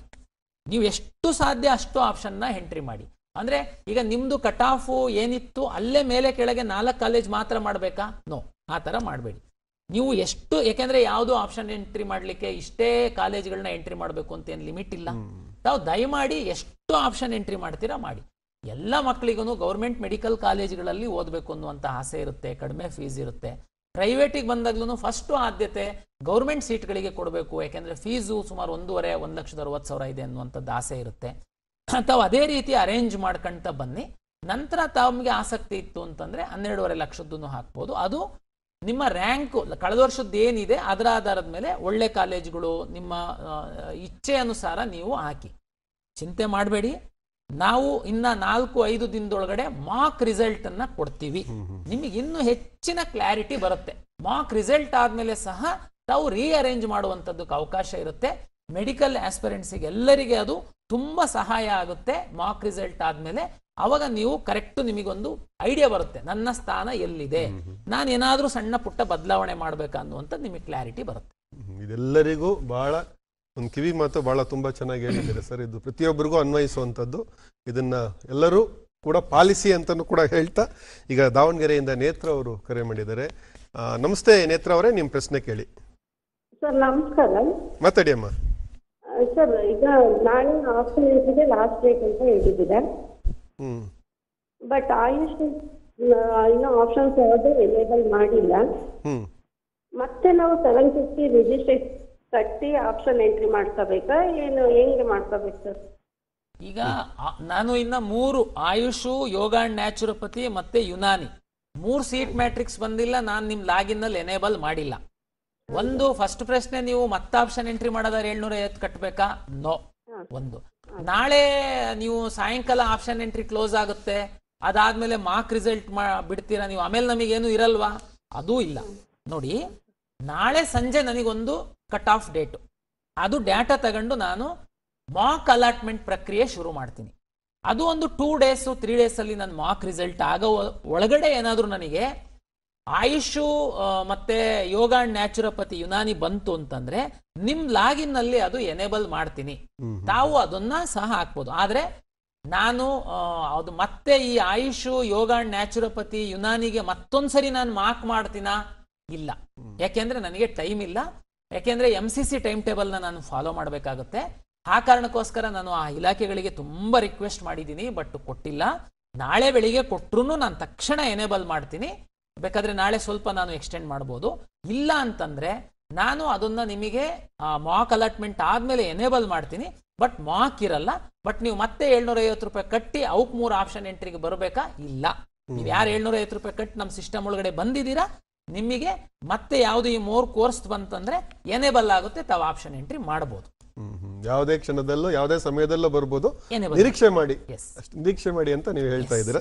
ಎಸ್ ಸರ್, ಈಗ ದಿವಾಕರ್ ಕರೆ ಮಾಡಿದ್ದಾರೆ. ನಮಸ್ತೆ ದಿವಾಕರ್ ಅವರೇ. ಹಲೋ. ಹಲೋ, ನಮಸ್ತೆ ಸರ್. ಹಾ ದಿವಾಕರ್, ನಿಮ್ ಪ್ರಶ್ನೆ ಕೇಳಿ, ಮಾತಾಡಿ. ನಮಸ್ತೆ ಸರ್. ಮಾತಾಡಿ, ನಿಮ್ ಪ್ರಶ್ನೆಗೆ ಬನ್ನಿ, ನೇರವಾಗಿ ಪ್ರಶ್ನೆಗೆ ಬನ್ನಿ. ನಮ್ಮ ಮಗನಿಗೆ ಸಿಇಟಿಯಲ್ಲಿ ಎಂಟ್ರಿ ಮಾಡಿದೀವಿ ಸರ್, ಆಪ್ಷನ್ ಎಂಟ್ರಿ ಮಾಡಿದೀವಿ. ಆಪ್ಷನ್ ಎಂಟ್ರಿ ಆದ್ಮೇಲೆ ಸೇವ್ ಮಾಡ್ಲಿಕ್ಕೆ ಯಾವ್ದಾದ್ರು ಆಪ್ಷನ್ ಇದೆ ಸರ್ ಅಲ್ಲಿ? ಸರ್ ಶ್ರೀನಾಥ್ ಅವರು. ಸರ್, ಆಪ್ಷನ್ ಎಂಟ್ರಿ ಪೋರ್ಟಲ್ ಅಲ್ಲಿ ಪ್ರತಿಯೊಂದು ಆಪ್ಷನ್ ಎಂಟ್ರಿ ಮಾಡಿದ ನಂತರ ಅಲ್ಲಿ ಕೆಳಗಡೆ ಬಿಲೋ ಇದರಲ್ಲಿ ಸೇವ್ ಬಟನ್ ಅಂತ ಇದೆ. ಆ ಸೇವ್ ಬಟನ್ ಅನ್ನು ಕ್ಲಿಕ್ ಮಾಡಿದ ತಕ್ಷಣ ಅವರಿಗೆ ನೆಕ್ಸ್ಟ್ ರೈಟ್ ಸೈಡ್ ಸ್ಕ್ರೀನ್ ಅಲ್ಲಿ ಅವ್ರು ಏನ್ ಎಂಟ್ರಿ ಮಾಡಿದ್ದಾರೆ ಅದು ಕಾಣಿಸುತ್ತೆ. ಸೊ ಪ್ರತಿಯೊಂದು ಆಪ್ಷನ್ ಅಥವಾ 5-6 ಆಪ್ಷನ್ ಅಥವಾ ಒಂದು 10 ಆಪ್ಷನ್ ಆದ ತಕ್ಷಣ ಅಭ್ಯರ್ಥಿಯ ಸೇವ್ ಬಟನ್, ಸಬ್ಮಿಟ್ ಬಟನ್ ಅಂತ ಏನಿದೆ ಅದನ್ನು ಕ್ಲಿಕ್ ಮಾಡಬೇಕು. ನಂತರ ಅವರಿಗೆ ಪಕ್ಕದ ಸ್ಕ್ರೀನಲ್ಲಿ, ರೈಟ್ ಸೈಡ್ ಸ್ಕ್ರೀನಲ್ಲಿ ಅವ್ರು ಏನು ಆಪ್ಷನ್ಸನ್ನು ಎಂಟ್ರಿ ಮಾಡಿದ್ದಾರೆ ಅದು ತೋರಿಸುತ್ತೆ. ಅದರಲ್ಲೂ ಕೂಡ ಬದಲಾವಣೆ ಮಾಡ್ಕೋಬೇಕು ಅಂತಂದರೆ ಬದಲಾವಣೆ ಮಾಡಿ ಅಪ್ಡೇಟ್ ಅಂತ ಏನಿದೆ, ಅಪ್ಡೇಟ್ ಅಂತ ಪ್ರೆಸ್ ಮಾಡಿದ್ರೆ ಅವರಿಗೆ ಬದಲಾವಣೆ ಆಗಿರ್ತಕ್ಕಂಥದ್ದು ಕೂಡ ಅಲ್ಲಿ ತೋರಿಸುತ್ತೆ. ಆಮೇಲೆ ಪ್ರಿಂಟ್ಔಟ್ ಕೂಡ ಅಭ್ಯರ್ಥಿಗಳು ತಗೋಬಹುದು. ಎಸ್ ಈಗ ಸಮೀರ್ ಕರೆ ಮಾಡಿದ್ದಾರೆ ವಿಜಯಪುರದಿಂದ. ನಮಸ್ತೆ ಸಮೀರ್ ಅವರೇ. Hello sir. ಮಾತಾಡಿ ಸಮೀರ್, ನಿಮ್ ಪ್ರಶ್ನೆಗೆ ಬನ್ನಿ ನೇರವಾಗಿ. ಸರ್, ನಮ್ದು ನೀಟ್ ರಿಸಲ್ಟ್ ಅಲ್ಲಿ 2 ಕ್ಯಾಟಗರಿ ಇದೆ. ಒಂದು ಆಲ್ ಇಂಡಿಯಾ, ಇನ್ನೊಂದು ಕ್ಯಾಟಗರಿ ರ್ಯಾಂಕ್ ಅಂತ 2 ರಿಸಲ್ಟ್ ಬಿಟ್ಟಿದ್ದಾರೆ. ಸೀಟ್ ಮ್ಯಾಚ್ ಪ್ರಕಾರ ನಾವು ಯಾವ್ದನ್ನ ಕನ್ಸಿಡರ್ ಮಾಡಿ ಸೀಟ್ ಅರೇಂಜ್ ಮಾಡಬೇಕು? All India. ಹಾ ಸರ್, ಆಲ್ ಇಂಡಿಯಾನ? Yes, all India. ನಾವಿಲ್ಲೆಲ್ಲ ನಮ್ಮ ರೆಫರೆನ್ಸು ಆಲ್ ಇಂಡಿಯಾ ರ್ಯಾಂಕ್. ಸರಿ ಸರ್, ಈಗ ಶ್ರೀನಿವಾಸ ಮೂರ್ತಿ ಅವರೇ, ಒಂದು MCC ಮತ್ತೆ KE 2 ಕೌನ್ಸಿಲಿಂಗ್ ನಲ್ಲಿ ವಿದ್ಯಾರ್ಥಿಗಳು ಭಾಗವಹಿಸಬಹುದೇ? ಇದೊಂದು ಸಂದೇಹ ಇದೆ. ಹೌದು, ಯಾವಾಗಲೂ MCC ಇಂದ ಏನು ಕೌನ್ಸಿಲಿಂಗ್ ಶುರು ಆಗುತ್ತೆ ಅದು ಮೊದಲು ಒಂದು ವಾರ 10 ದಿವಸ ಅವ್ರು ಮಾಡ್ತಾರೆ, ಫಸ್ಟ್ ರೌಂಡ್ ಆಫ್ ಕೌನ್ಸಿಲಿಂಗ್. ಅದಾದ ನಂತರ ನಮ್ಮ ಸ್ಟೇಟ್ ಕೌನ್ಸಿಲ್ನವರಿಗೆ, ಅಂದ್ರೆ ಕರ್ನಾಟಕ ಪರೀಕ್ಷಾ ಪ್ರಾಧಿಕಾರದವರಿಗೆ ಮೊದಲನೇ ಸುತ್ತಿನ ಏನು ಕೌನ್ಸಿಲಿಂಗ್ಗೆ ಅವಕಾಶ ಕೊಡ್ತಾರೆ. ಸೊ ಒಂದ್ಸಾರಿ ಅವ್ರು ಏನಾದ್ರು MCC ಅಲ್ಲಿ ಭಾಗವಹಿಸಿ ಅಲ್ಲಿ ಏನಾದ್ರು ಅವ್ರ ಸೀಟು ಹಂಚಿಕೆಯಾಗಿ ಅವ್ರ ಇಷ್ಟ ಆದ್ರೆ ಆ ಕಾಲೇಜ್ನ ಇಟ್ಕೊಂಡು ಕರ್ನಾಟಕ ಎಕ್ಸಾಮಿನೇಷನ್ ಅಥಾರಿಟಿಯಲ್ಲಿ ಕೂಡ ಅವ್ರು ಭಾಗವಹಿಸಿ ಇಲ್ಲಿ ಕೂಡ ಸೀಟನ್ನು ಪಡಿಬಹುದು. ಸೊ ಇವೆರಡರಲ್ಲಿ ಅವ್ರಿಗೆ ಯಾವ ಸೀಟ್ ಇಷ್ಟ ಆಗುತ್ತೆ ಅದನ್ನ ತಗೊಂಡ್ಬಿಟ್ಟು ಒಂದ್ ಕಡೆಯಿಂದ ಎಕ್ಸಿಟ್ ಆಗಿ ಅವ್ರು ಬೇಕಾದ ಕಾಲೇಜಲ್ಲಿ ಅವರು ಪ್ರವೇಶ ಪಡೆಯಬಹುದು. ಅವರ ವಿವೇಚನೆಗೆ ಬಿಟ್ಟಿರುವಂತದ್ದು. ಎಸ್ ಸರ್, ಈಗ ಗದಗಿಂದ ರಾಜೇಂದ್ರ ಅವರು ಕರೆ ಮಾಡಿದ್ದಾರೆ. ನಮಸ್ತೆ ರಾಜೇಂದ್ರ. ನಮಸ್ಕಾರ ಸರ್. ಪ್ರಶ್ನೆಗೆ ಬನ್ನಿ ಸರ್ ನೇರವಾಗಿ. ಸರ್, ಈಗ ಆಪ್ಷನ್ ಎಂಟ್ರಿನ ನಾವು ಸೆಕೆಂಡ್ ರೌಂಡ್ ಮತ್ತು ಸೆಕೆಂಡ್ ಎಕ್ಸ್ಟೆಂಡ್ ರೌಂಡ್ ಪ್ರಕಾರ ನಾವು ಆಪ್ಷನ್ ಎಂಟ್ರಿ ಮಾಡಿವಿ ಸರ್. ಈಗ ಅದೇ ಪ್ರಕಾರ ನಮಗೆ ಸೀಟ್ ಅಲಾಟ್ಮೆಂಟ್ ಆಗುತ್ತೆ ಸರ್, ಆಗೋ ಸಂಭವ ಇದೆ ಒಂದು ಪ್ರಶ್ನೆ. ಇನ್ನೊಂದು, ಎಲ್ಲ ರೌಂಡಲ್ಲಿ ಕೂಡ ನಮಗೆ SNQ ಕೋಟಾ ಸಿಗೋ ಸಂಭವ ಇದೆ ಸರ್. ಈಗ ನೀವು second round, second extended round cut off ಆಧರಿಸಿ ನೀವು ಆಪ್ಷನ್ ಎಂಟ್ರಿ ಮಾಡಿದೀರಾ ಅಂತ ಹೇಳ್ತಾ ಇದ್ದೀರಾ. ಅದು ಓಕೆ, ನಿಮಗೊಂದು ಐಡಿಯಾ ಬಂದಿದೆ, ನೀವು ಅಂತ ಕಾಲೇಜು ಅಂತ ಕೋರ್ಸನ್ನ ಸೆಲೆಕ್ಟ್ ಮಾಡಿದ್ದೀರಾ, ತೊಂದರೆ ಇಲ್ಲ. ಬಟ್ ಅದು ಸೀಟ್ ಸಿಕ್ಕೇ ಬಿಡುತ್ತೆ ನಮಗೆ, ಅದು ಈಗಲೇ ನಾವು ಹೇಳೋದಕ್ಕಾಗಲ್ಲ. ಯಾಕೆಂತಂದ್ರೆ ಈ ವರ್ಷ ನಿಮ್ಮ ರ್ಯಾಂಕ್ಗಿಂತ ಮೇಲೆ ಎಷ್ಟಿದ್ದಾರೆ, ಕೆಳಗೆ ಎಷ್ಟಿದ್ದಾರೆ ಅನ್ನುವಂಥದ್ದು ನಮಗೆ ಮಾಹಿತಿ ಇರಲ್ಲ. ಒಂದು SNQ ಎಲ್ಲ ರೌಂಡಲ್ಲೂ ಆಗುತ್ತಾ? ಖಂಡಿತ ಆಗುತ್ತೆ. ಹೇಗೆ ಅಂತಂದ್ರೆ ಫಸ್ಟ್ ರೌಂಡಲ್ಲಿ SNQ ಎಲ್ಲ ತುಂಬಿರ್ಬೋದು, ಸೆಕೆಂಡ್ ರೌಂಡಿಗೆ ಸುಮಾರು ಮಕ್ಕಳು ಅಪ್ಗ್ರೇಡೇಷನ್ಗೆ ಹೋಗಿರ್ತಾರೆ. ಅವಾಗ ಯಾರಾದರೂ SNQದವರು ಅಪ್ಗ್ರೇಡ್ ಆಗಿ ಬೇರೆ ಕಡೆ ಹೋತು ಅಂತಂದಾಗ ಅಲ್ಲಿ ಕೆಳಗಡೆ ಇದ್ದವರು ಪುಷ್ ಆಗ್ತಾ ಹೋಗ್ತಾರೆ. ಬಟ್ SNQ ಏನು ಸ್ಯಾಂಕ್ಷನ್ 5% ಇರುತ್ತೆ, ಅದು ಒಟ್ಟು ನಾವು ಎಕ್ಸಾಸ್ಟ್ ಮಾಡ್ತೀವಿ ಎಲ್ಲ ಹಂತದಲ್ಲಿ. ಆ ಮಕ್ಕಳಿಗೆ ಯಾರು ಎಲಿಜಿಬಲ್ ಇದ್ದಾರೆ ಮಕ್ಕಳು, ಅವ್ರ ಇನ್ಕಮ್ ಆಧರಿಸಿ ಬೆನಿಫಿಟ್ ಮಾಡಿಕೊಡ್ತೀವಿ. ಈ ಕರ್ನಾಟಕ ಪರೀಕ್ಷಾ ಪ್ರಾಧಿಕಾರ ಕೈಗೊಂಡಿರುವಂಥ ಒಂದು ತಾಂತ್ರಿಕ ಒಂದು ನೈಪುಣ್ಯತೆ ಮತ್ತು ತಂತ್ರಜ್ಞಾನವನ್ನು ಅತ್ಯಂತ ಸಮರ್ಥವಾಗಿ ಬಳಸ್ಕೊಂಡಿರೋ ನಿಟ್ಟಿನಲ್ಲಿ ಸಾಕಷ್ಟು ಮೆಚ್ಚುಗೆ ಬರ್ತಾ ಇದೆ. ಮಹಾರಾಷ್ಟ್ರದಿಂದಲೂ ಕೂಡ ಇಲ್ಲಿ ಅಧ್ಯಯನ ಮಾಡ್ಕೊಂಡು ಹೋದ್ರು ಅನ್ನುವಂಥದ್ದು ಒಂದು ರೀತಿ ಅಚ್ಚರಿ ಆಯಿತು. ಅಂತ ಏನಪ್ಪ ಇಷ್ಟೊಂದು ಮಹಾಪೂರ ಬರುತ್ತೆ ವಿದ್ಯಾರ್ಥಿ ಸಮುದಾಯದಿಂದ, ಆದರೂ ಕೂಡ ಇದನ್ನು ಹೇಗೆ ನಿರ್ವಹಣೆ ಮಾಡ್ತಾ ಇದ್ದಾರೆ ಅನ್ನುವಂಥದ್ದು ಬಹಳ ಪ್ರಮುಖವಾದಂಥ ಒಂದು ವಿಚಾರ ನಾವು ಕೇಳ್ಪಟ್ಟಿರುವಂಥದ್ದು. ಸರ್, ಈಗ ಮತ್ತೆ ಒಂದು ಕರೆ ಇದೆ. ಹಲೋ, ನಮಸ್ತೆ ಚೇತನ್ ಅವರೇ, ನಿಮ್ಮ ಪ್ರಶ್ನೆಗೆ ಬನ್ನಿ. ಹಲೋ, ಮಾತಾಡಿ ಅಮ್ಮ, ನಿಮ್ಮ ಪ್ರಶ್ನೆ ಕೇಳಿ. ಸರ್, ಇವಾಗ ನಾನು BPT ಅಂತ ಕೋರ್ಸ್ ಇದೆಲ್ಲ, ಯಾವುದು? BPT ಫಿಸಿಯೋಥೆರಪಿ ಅಂತ. Okay, physiotherapy. ಹಾ ಸರ್, ಅದೇ ಅಡ್ಮಿಷನ್ ಆಗಬೇಕು ಅಂತ ಇದ್ದೀವಿ. ಈಗ ಗೌರ್ಮೆಂಟ್ ಸೀಟಿಗೆ ಎಲಿಜಿಬಿಲಿಟಿ ಏನಿದೆ ಸರ್? ರ್ಯಾಂಕ್ ಬಂದಿದೆಯಲ್ಲ, ರ್ಯಾಂಕ್ ಈಗಾಗಲೇ ನಿಮಗೆ ರ್ಯಾಂಕ್ ಕೊಟ್ಟಿರ್ಬೇಕಲ್ವಾ ನಮ್ಮಿಂದ? ಹಾ ಮ್ಯಾಮ್, ಸರ್ ರ್ಯಾಂಕ್ ಇದೆ, ಬಟ್ ಯಾವ ರೀತಿ ಸರ್ ನಮ್ಗೆ ಈಗ ಗೌರ್ಮೆಂಟ್ ಸಿಗ್ಬೇಕು ಅಂದ್ರೆ ಯಾವ ತರ ಇರುತ್ತೆ? ಅಲ್ಲ, ಅದು ಕೂಡ ಆಪ್ಷನ್ ಬೇಸ್ಡ್ ಅಲಾಟ್ಮೆಂಟೇ ಇದೆ. ನೀವು ಯಾವ ಕ್ರಮಾಂಕದಲ್ಲಿ ಯಾವ ಆದ್ಯತೆಯಲ್ಲಿ ನೀವು ಆಪ್ಷನ್ಸನ್ನು ಎಂಟ್ರಿ ಮಾಡಿರ್ತೀರೋ ಅದೇ ರೀತಿ ಅಲಾಟ್ಮೆಂಟ್ ಆಗುತ್ತೆ. ಈಗಾಗಲೇ ಸಾಕಷ್ಟು ಸಾಲ ಹೇಳಿದಾಗೆ ನಿಮಗೆ ಸರ್ಕಾರಿ ಕಾಲೇಜುಗಳಲ್ಲಿ ಆಸಕ್ತಿ ಇದ್ದರೆ ನೀವು ಮೇಲಿನ ಕ್ರಮಾಂಕಗಳಲ್ಲಿ ಎಲ್ಲವೂ ಕೂಡ ಸರ್ಕಾರಿ ಕಾಲೇಜನ್ನು ನಮೂದಿಸಬಹುದು. ನಿಮ್ಮ ಮೆರಿಟ್ ಮತ್ತೆ ನಿಮ್ಮ ಹೇಳಿ ಸೆಕೆಂಡ್ PUC ಬೋರ್ಡ್ ಮಾರ್ಕ್ಸ್ ಇಂದ ಕೇಳಿದ್ದಾರೆ. ಅಲ್ಲ, ಈಗ ನಿಮಗೆ ಆಗಲೇ ಮೆರಿಟ್ ಕೊಟ್ಟಿದ್ದೀವಲ್ಲ ನಾವು, ರ್ಯಾಂಕ್ ಪಟ್ಟಿ ಬಂದಿದೆ. ಹೌದಾ? ಹೌದು ಸರ್. ವೆರಿಫಿಕೇಶನ್ ಸ್ಲಿಪ್ ತಗೊಂಡಿದ್ದೀರಿ ಅಲ್ವಾ ತಾವು? ಅದರಲ್ಲಿ ರ್ಯಾಂಕ್ ಹಾಕಿದೆಯಲ್ಲ, ಆ ರ್ಯಾಂಕ್ ಆಧಾರದ ಮೇಲೆನೆ ನಿಮಗೆ ಸೀಟ್ ಹಂಚಿಕೆ ಆಗುತ್ತೆ. ನಿಮಗೆ ಸರ್ಕಾರಿ ಕಾಲೇಜುಗಳಲ್ಲಿ ಆಸಕ್ತಿ ಇದ್ರೆ ನೀವು ಫಸ್ಟ್ ಪ್ರಿಫರೆನ್ಸ್ ಆಗಿ ನೀವು ಸರ್ಕಾರಿ ಕಾಲೇಜುಗಳನ್ನ ಆಯ್ಕೆ ಮಾಡ್ಕೋಬಹುದು. ಎಸ್ ಸರ್, ಈಗ ಬೆಂಗಳೂರಿಂದ ರಮೇಶ್ ಅವರು ಕರೆ ಮಾಡಿದ್ದಾರೆ. ನಮಸ್ತೆ ರಮೇಶ್ ಅವರೇ, ನಿಮ್ಮ ಪ್ರಶ್ನೆ ಕೇಳಿ. ಸರ್ ಪ್ರಸನ್ನ ಸರ್, ನಮಸ್ತೆ ಸರ್. ನಮಸ್ತೆ, ಹೇಳಿ. ಸರ್ ನಮ್ದು ಇದಕ್ಕೆ ಚಾಮರಾಜಕ್ಕೆ ಸಂಬಂಧಪಟ್ಟಾಗಿ ಒಂದು ಪ್ರಶ್ನೆ ಸರ್. ತಾವು KE ಆದ್ಮೇಲೆ ಚಾಮರಾಜಕ್ಕೆ ಅವಕಾಶ ಕೊಡ್ತೀವಿ ಅಂತ ಹೇಳ್ತೀವಿ ಸರ್, ಅದಕ್ಕೆ ಆಪ್ಷನ್ ಎಂಟ್ರಿಗೆ ಹೇಳಿ. KE ಅವ್ರು ಏನ್ ಮಾಡ್ತಾರೆ ಅಂದ್ರೆ ನಾಳೆ ಚಾಮರಾಜಕ್ಕೆ ಮಾತ್ರ ಒಂದು ರಿಸಲ್ಟ್ ಅನೌನ್ಸ್ ಮಾಡ್ತಾ ಇದ್ದಾರೆ ಸರ್. ಇವಾಗ ನಾವು ತಮ್ಗೆಲ್ಲ ಗೊತ್ತಿರುವಂತೆ ಖಾಸಗಿ ಕಾಲೇಜುಗಳಲ್ಲಿ 45% ಸೀಟ್ ನಾವು ಅಲಾಟ್ ಮಾಡಿದ್ರೆ 30% ಸೀಟನ್ನ ಕಾಮೆಟ್ ಕೆ ಅವರು ಅಲಾಟ್ ಮಾಡ್ತಾರೆ. ಎಲ್ಲ ವಿದ್ಯಾರ್ಥಿಗಳು ನಮ್ಮಲ್ಲೂ ಅಪ್ಲಿಕೇಶನ್ ಹಾಕಿರ್ತಾರೆ, ಕೌನ್ಸಿಲಿಂಗ್ ಅಲ್ಲಿ ಭಾಗವಹಿಸ್ತಾರೆ, ಕಾಮೆಟ್ ಕೇನಲ್ಲೂ ಭಾಗವಹಿಸ್ತಾರೆ. ಅಂದ್ರೆ ತಮ್ಗೆ ಗೊತ್ತಿರಲ್ಲ ಗ್ಯಾರಂಟಿ ಎಲ್ಲಿ ಸೀಟ್ ಸಿಗುತ್ತೆ ಅಂತ. ಸರ್ಕಾರ ವಿನಂತಿಯನ್ನ ಮಾಡಿತ್ತು, ನಮ್ದು ಫಸ್ಟ್ ರೌಂಡ್ ಆದ್ಮೇಲೆ ಕಾಮೆಟ್ ಕೇದವರು ಫಸ್ಟ್ ರೌಂಡ್ ಮಾಡಬೇಕು ಅಂತೇಳಿ. ಈಗ ನಾವು ಆಕ್ಚುಲಿ 25ನೇ ತಾರೀಕು ನಮ್ದು ಫಸ್ಟ್ ರೌಂಡ್ ರಿಸಲ್ಟ್ ಅನೌನ್ಸ್ ಮಾಡ್ತೀವಿ ಅಂತ ನಾವು ಟೈಮ್ ಟೇಬಲ್ ಮಾಡುವುದಕ್ಕೋಸ್ಕರ ಅವರು ಕಾಮೆಟ್ ಕೇದವರು ಈಗಾಗಲೇ ಶೆಡ್ಯೂಲ್ ಮಾಡಿದ್ದಾರೆ.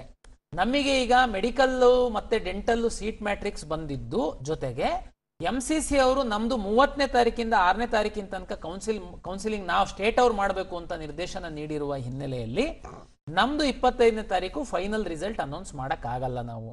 ಆದ್ರಿಂದ ನಾವು ಕಾಮೆಟ್ ಕೇದವರಿಗೆ ರಿಕ್ವೆಸ್ಟ್ ಮಾಡ್ತೀವಿ, ಅವ್ರದ್ದು ರಿಸಲ್ಟ್ ಅನ್ನ ಸ್ವಲ್ಪ ಮುಂದೂಡಿ ಅಂತೇಳಿ. ಹಾಗಾಗಿ ಏನ್ ಚಿಂತೆ ಮಾಡಬೇಡಿ, ತಾವು ಅಲ್ಲಿ ಭಾಗವಹಿಸಿದ್ರು ನಮ್ದು ಆದ್ಮೇಲೆ ಅವರು ರಿಸಲ್ಟ್ ಅನೌನ್ಸ್ ಮಾಡೋದಕ್ಕೆ ನಾವು ಸರ್ಕಾರದ ವತಿಯಿಂದ ರಿಕ್ವೆಸ್ಟ್ ಮಾಡ್ತೀವಿ. ಹಾಗಾಗಿ ನೀವು ನಮ್ಮಲ್ಲಿ ಸೀಟ್ ಸಿಕ್ತು ಅಂತಂದ್ರೆ ತಾವು ಅದನ್ನ ಬಿಡಬಹುದು. ಎರಡು ತಾಕ್ಲಾಟ ಆಗಲ್ಲ, ಆಗದೇ ಇರೋ ರೀತಿಯಲ್ಲಿ ಒಂದು ವ್ಯವಸ್ಥೆ ಮಾಡೋದಕ್ಕೆ ಆಗತ್ತೆ ಅಂತ ಹೇಳ್ತಾ ಇದ್ದೀರಾ. ಈಗ ಬೆಂಗಳೂರಿಂದ ತನು ಅವರು ಕರೆ ಮಾಡಿದ್ದಾರೆ. ನಮಸ್ತೆ ತನು ಅವರೇ. ನಮಸ್ಕಾರ ಸರ್. ನಿಮ್ ಪ್ರಶ್ನೆ ಕೇಳಿ ಅಮ್ಮ. ಇವಾಗ ನೀಟ್ ಅಲ್ಲಿ ಸೆಮಿ ಗವರ್ಮೆಂಟ್ ಅಲ್ಲಿ ಡೊನೇಷನ್ಸ್ ಸ್ವಲ್ಪ ನಮ್ಗೆ ಭಯ ಇದೆ ಸರ್. ಸೆಮಿ ಗವರ್ಮೆಂಟ್ ಸಿಕ್ಕಿದ್ರು ಕೆಲವೊಂದು ಕಾಲೇಜಲ್ಲಿ ತುಂಬಾ ಡೊನೇಷನ್ಸ್ ತಗೊಂತಾರೆ ಅಂತ ರಿಸರ್ಚ್ ಮಾಡಿದ್ಮೇಲೆ ಗೊತ್ತಾಯ್ತು. ಓಕೆ ಸರ್, ಇದು ನೀವು ತುಂಬಾ ಈ ವಿಚಾರಕ್ಕೆ ಸಂಬಂಧಪಟ್ಟಂಗೆ ತುಂಬಾ ಅವೇರ್ನೆಸ್ ಮಾಡ್ತಾ ಇದ್ದೀರಾ. ಸೊ ಇದು ಬಹಳ ಎಲ್ಲರಿಗೂ ಅನ್ವಯಿಸುವಂತದ್ದು, ಒಂದು ಭೀತಿ ಇರುವಂತದ್ದು, ಆತಂಕ ಇರುವಂತದ್ದು, ಕಳವಳ ನಿವಾರಿಸಕ್ಕೆ ಏನು ಅಂತ ಸರ್. ತನೋರೆ, ಇಲ್ಲಿ ಎರಡು ವಿಷಯನ ನಾನು ಮೆಡಿಕಲ್ ಆಸ್ಪಿರೆಂಟ್ಸ್ ವಿದ್ಯಾರ್ಥಿಗಳಿಗೆ, ಪೋಷಕರಿಗೆ ಎರಡು ವಿಷಯನ ನಾನು ಹೇಳಲಿಕ್ಕೆ ಇಚ್ಛೆ ಪಡ್ತೀನಿ. ಸೆಮಿ ಗೌರ್ಮೆಂಟ್ ಅಂದ್ರೆ ಬಹುಶಃ ನೀವು 12 ಲಕ್ಷದ ಹೈಯರ್ ಫೀಸ್ ಇಂದು ಸೀಟ್ ಬಗ್ಗೆ ಹೇಳ್ತಾ ಇದ್ದೀರಾ ಅಂತ ನಾನು ಭಾವಿಸ್ತೀನಿ.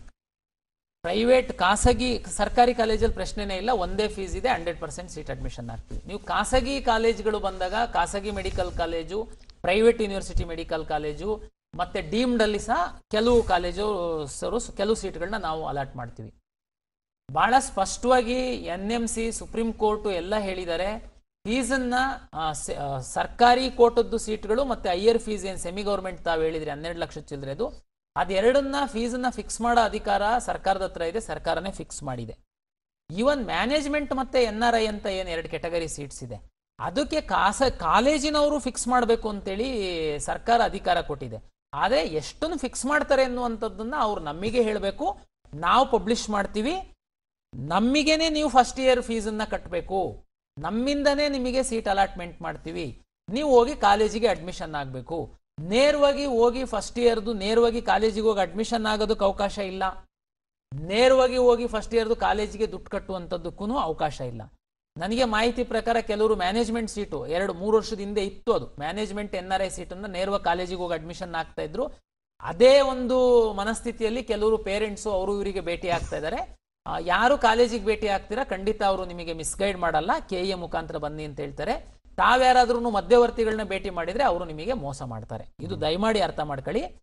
ಮ್ಯಾನೇಜ್ಮೆಂಟ್ ಸೀಟು NRI ಸೀಟಿಗೆ ಫೀಸನ್ನ ಫಿಕ್ಸ್ ಮಾಡುವಂತಹ ಅಧಿಕಾರ ಖಾಸಗಿ ಮೆಡಿಕಲ್ ಕಾಲೇಜ್ ಅವರಿಗಿದೆ, ಆದರೆ ನೇರವಾಗಿ ಅಡ್ಮಿಷನ್ ಮಾಡಿಕೊಳ್ಳುವಂತಹ ಅಧಿಕಾರ ಅವರಿಗಿಲ್ಲ.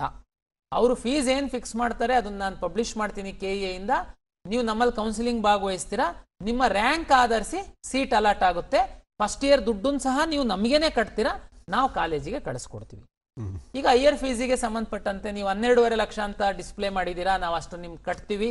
ಕಾಲೇಜಿಗೆ ಹೋದಂಥ ಸಂದರ್ಭದಲ್ಲಿ ಅವರು ಬೇರೆ ಬೇರೆ ಎಲ್ಲ ಫೀಸ್ ಅಂತೇಳಿ ನಮಗೆ ಕೇಳ್ತಾರೆ ಅಂತೇಳಿ.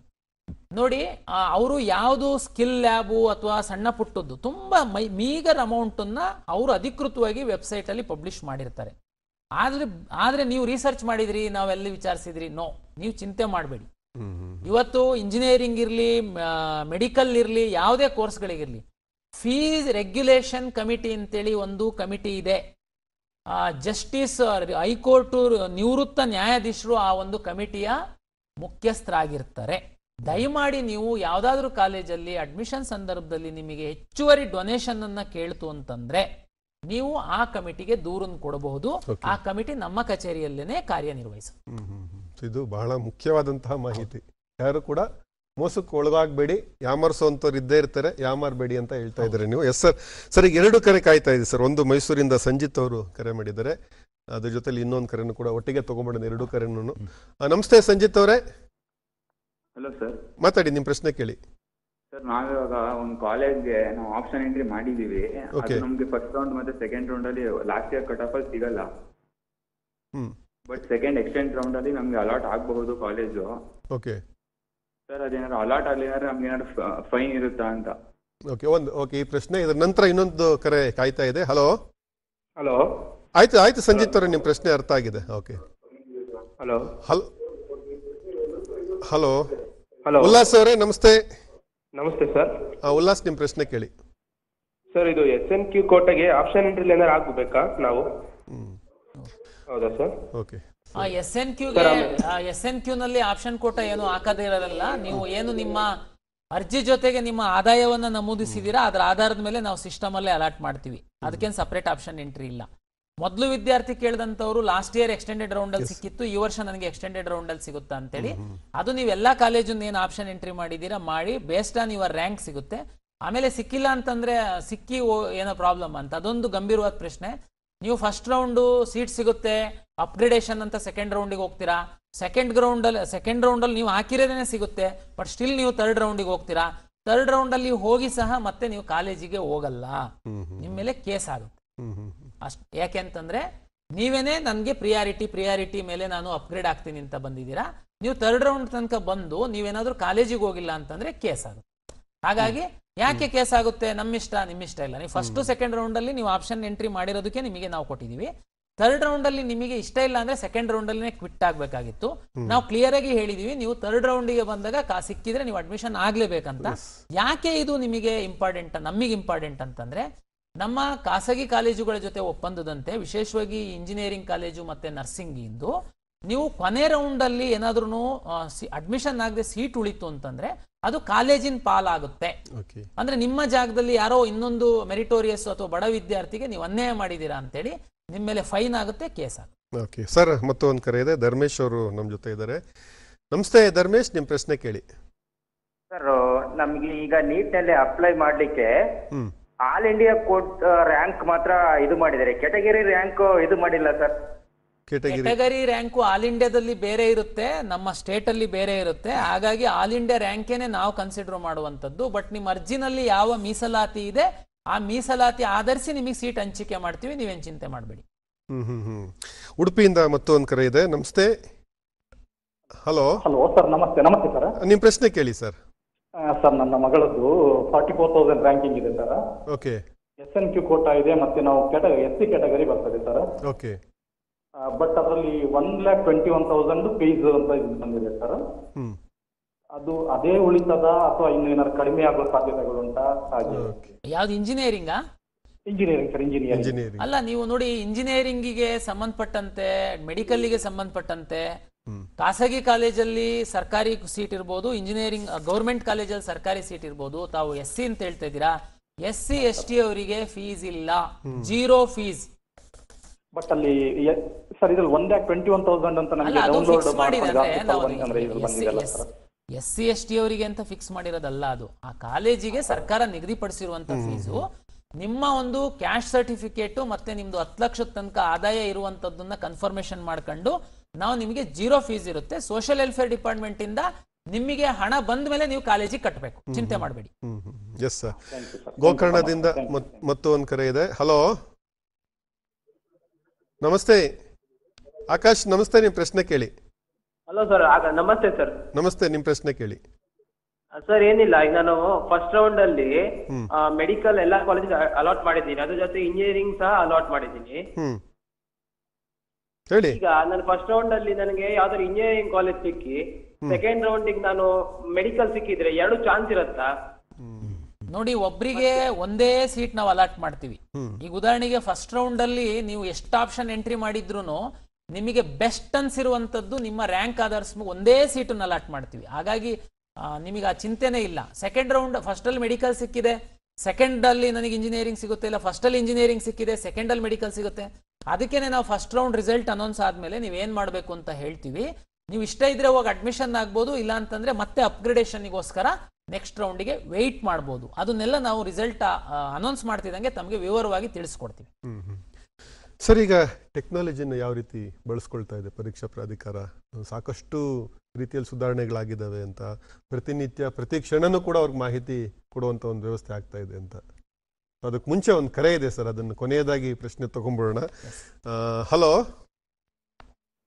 ಲಾವಣ್ಯ ಅವರೇ ನಮಸ್ತೆ, ನಿಮ್ಮ ಪ್ರಶ್ನೆ ಕೇಳಿ. ಹಲೋ ಲಾವಣ್ಯ ಅವರೇ ನಮಸ್ತೆ, ನಿಮ್ಮ ಪ್ರಶ್ನೆ ಕೇಳಿ. ಸರ್, ನಾವು ನಮ್ಮ ಮಗಳದ್ ಕೇಳಿ ಸರ್, ನೀವೇ ಕೇಳಿ. ಸರ್, ಈಗ ಜನಪದ ನೀತಿ ಇದೆ ಸರ್. ಹಲೋ ಸರ್, ನಮಸ್ತೆ ಸರ್. ಹಲೋ ಸರ್, ಕೇಳ್ತಾ ಇದೆ ಮಾತಾಡಿ, ಪ್ರಶ್ನೆಗೆ ಬನ್ನಿ ಸರ್.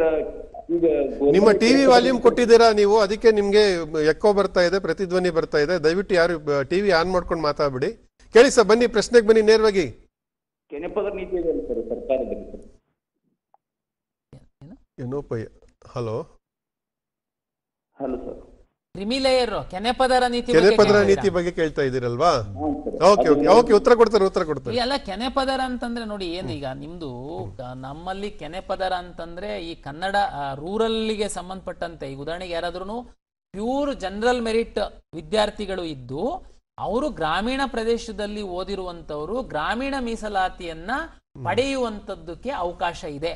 ಅವರು ಈ ಏನು ನಾನ್ ಕ್ರಿಮಿಲೇಯರ್ ಸರ್ಟಿಫಿಕೇಟ್ ಅನ್ನ ಸಬ್ಮಿಟ್ ಮಾಡಬೇಕು ಅಂತ ನಾವು ಹೇಳಿದೀವಿ. ಅವರಿಗೆ ಮಾತ್ರ. ಉಳಿದಂತವರಿಗೆ ಕೆನೆಪದರದ ಪ್ರಶ್ನೆನೇ ಇಲ್ಲ.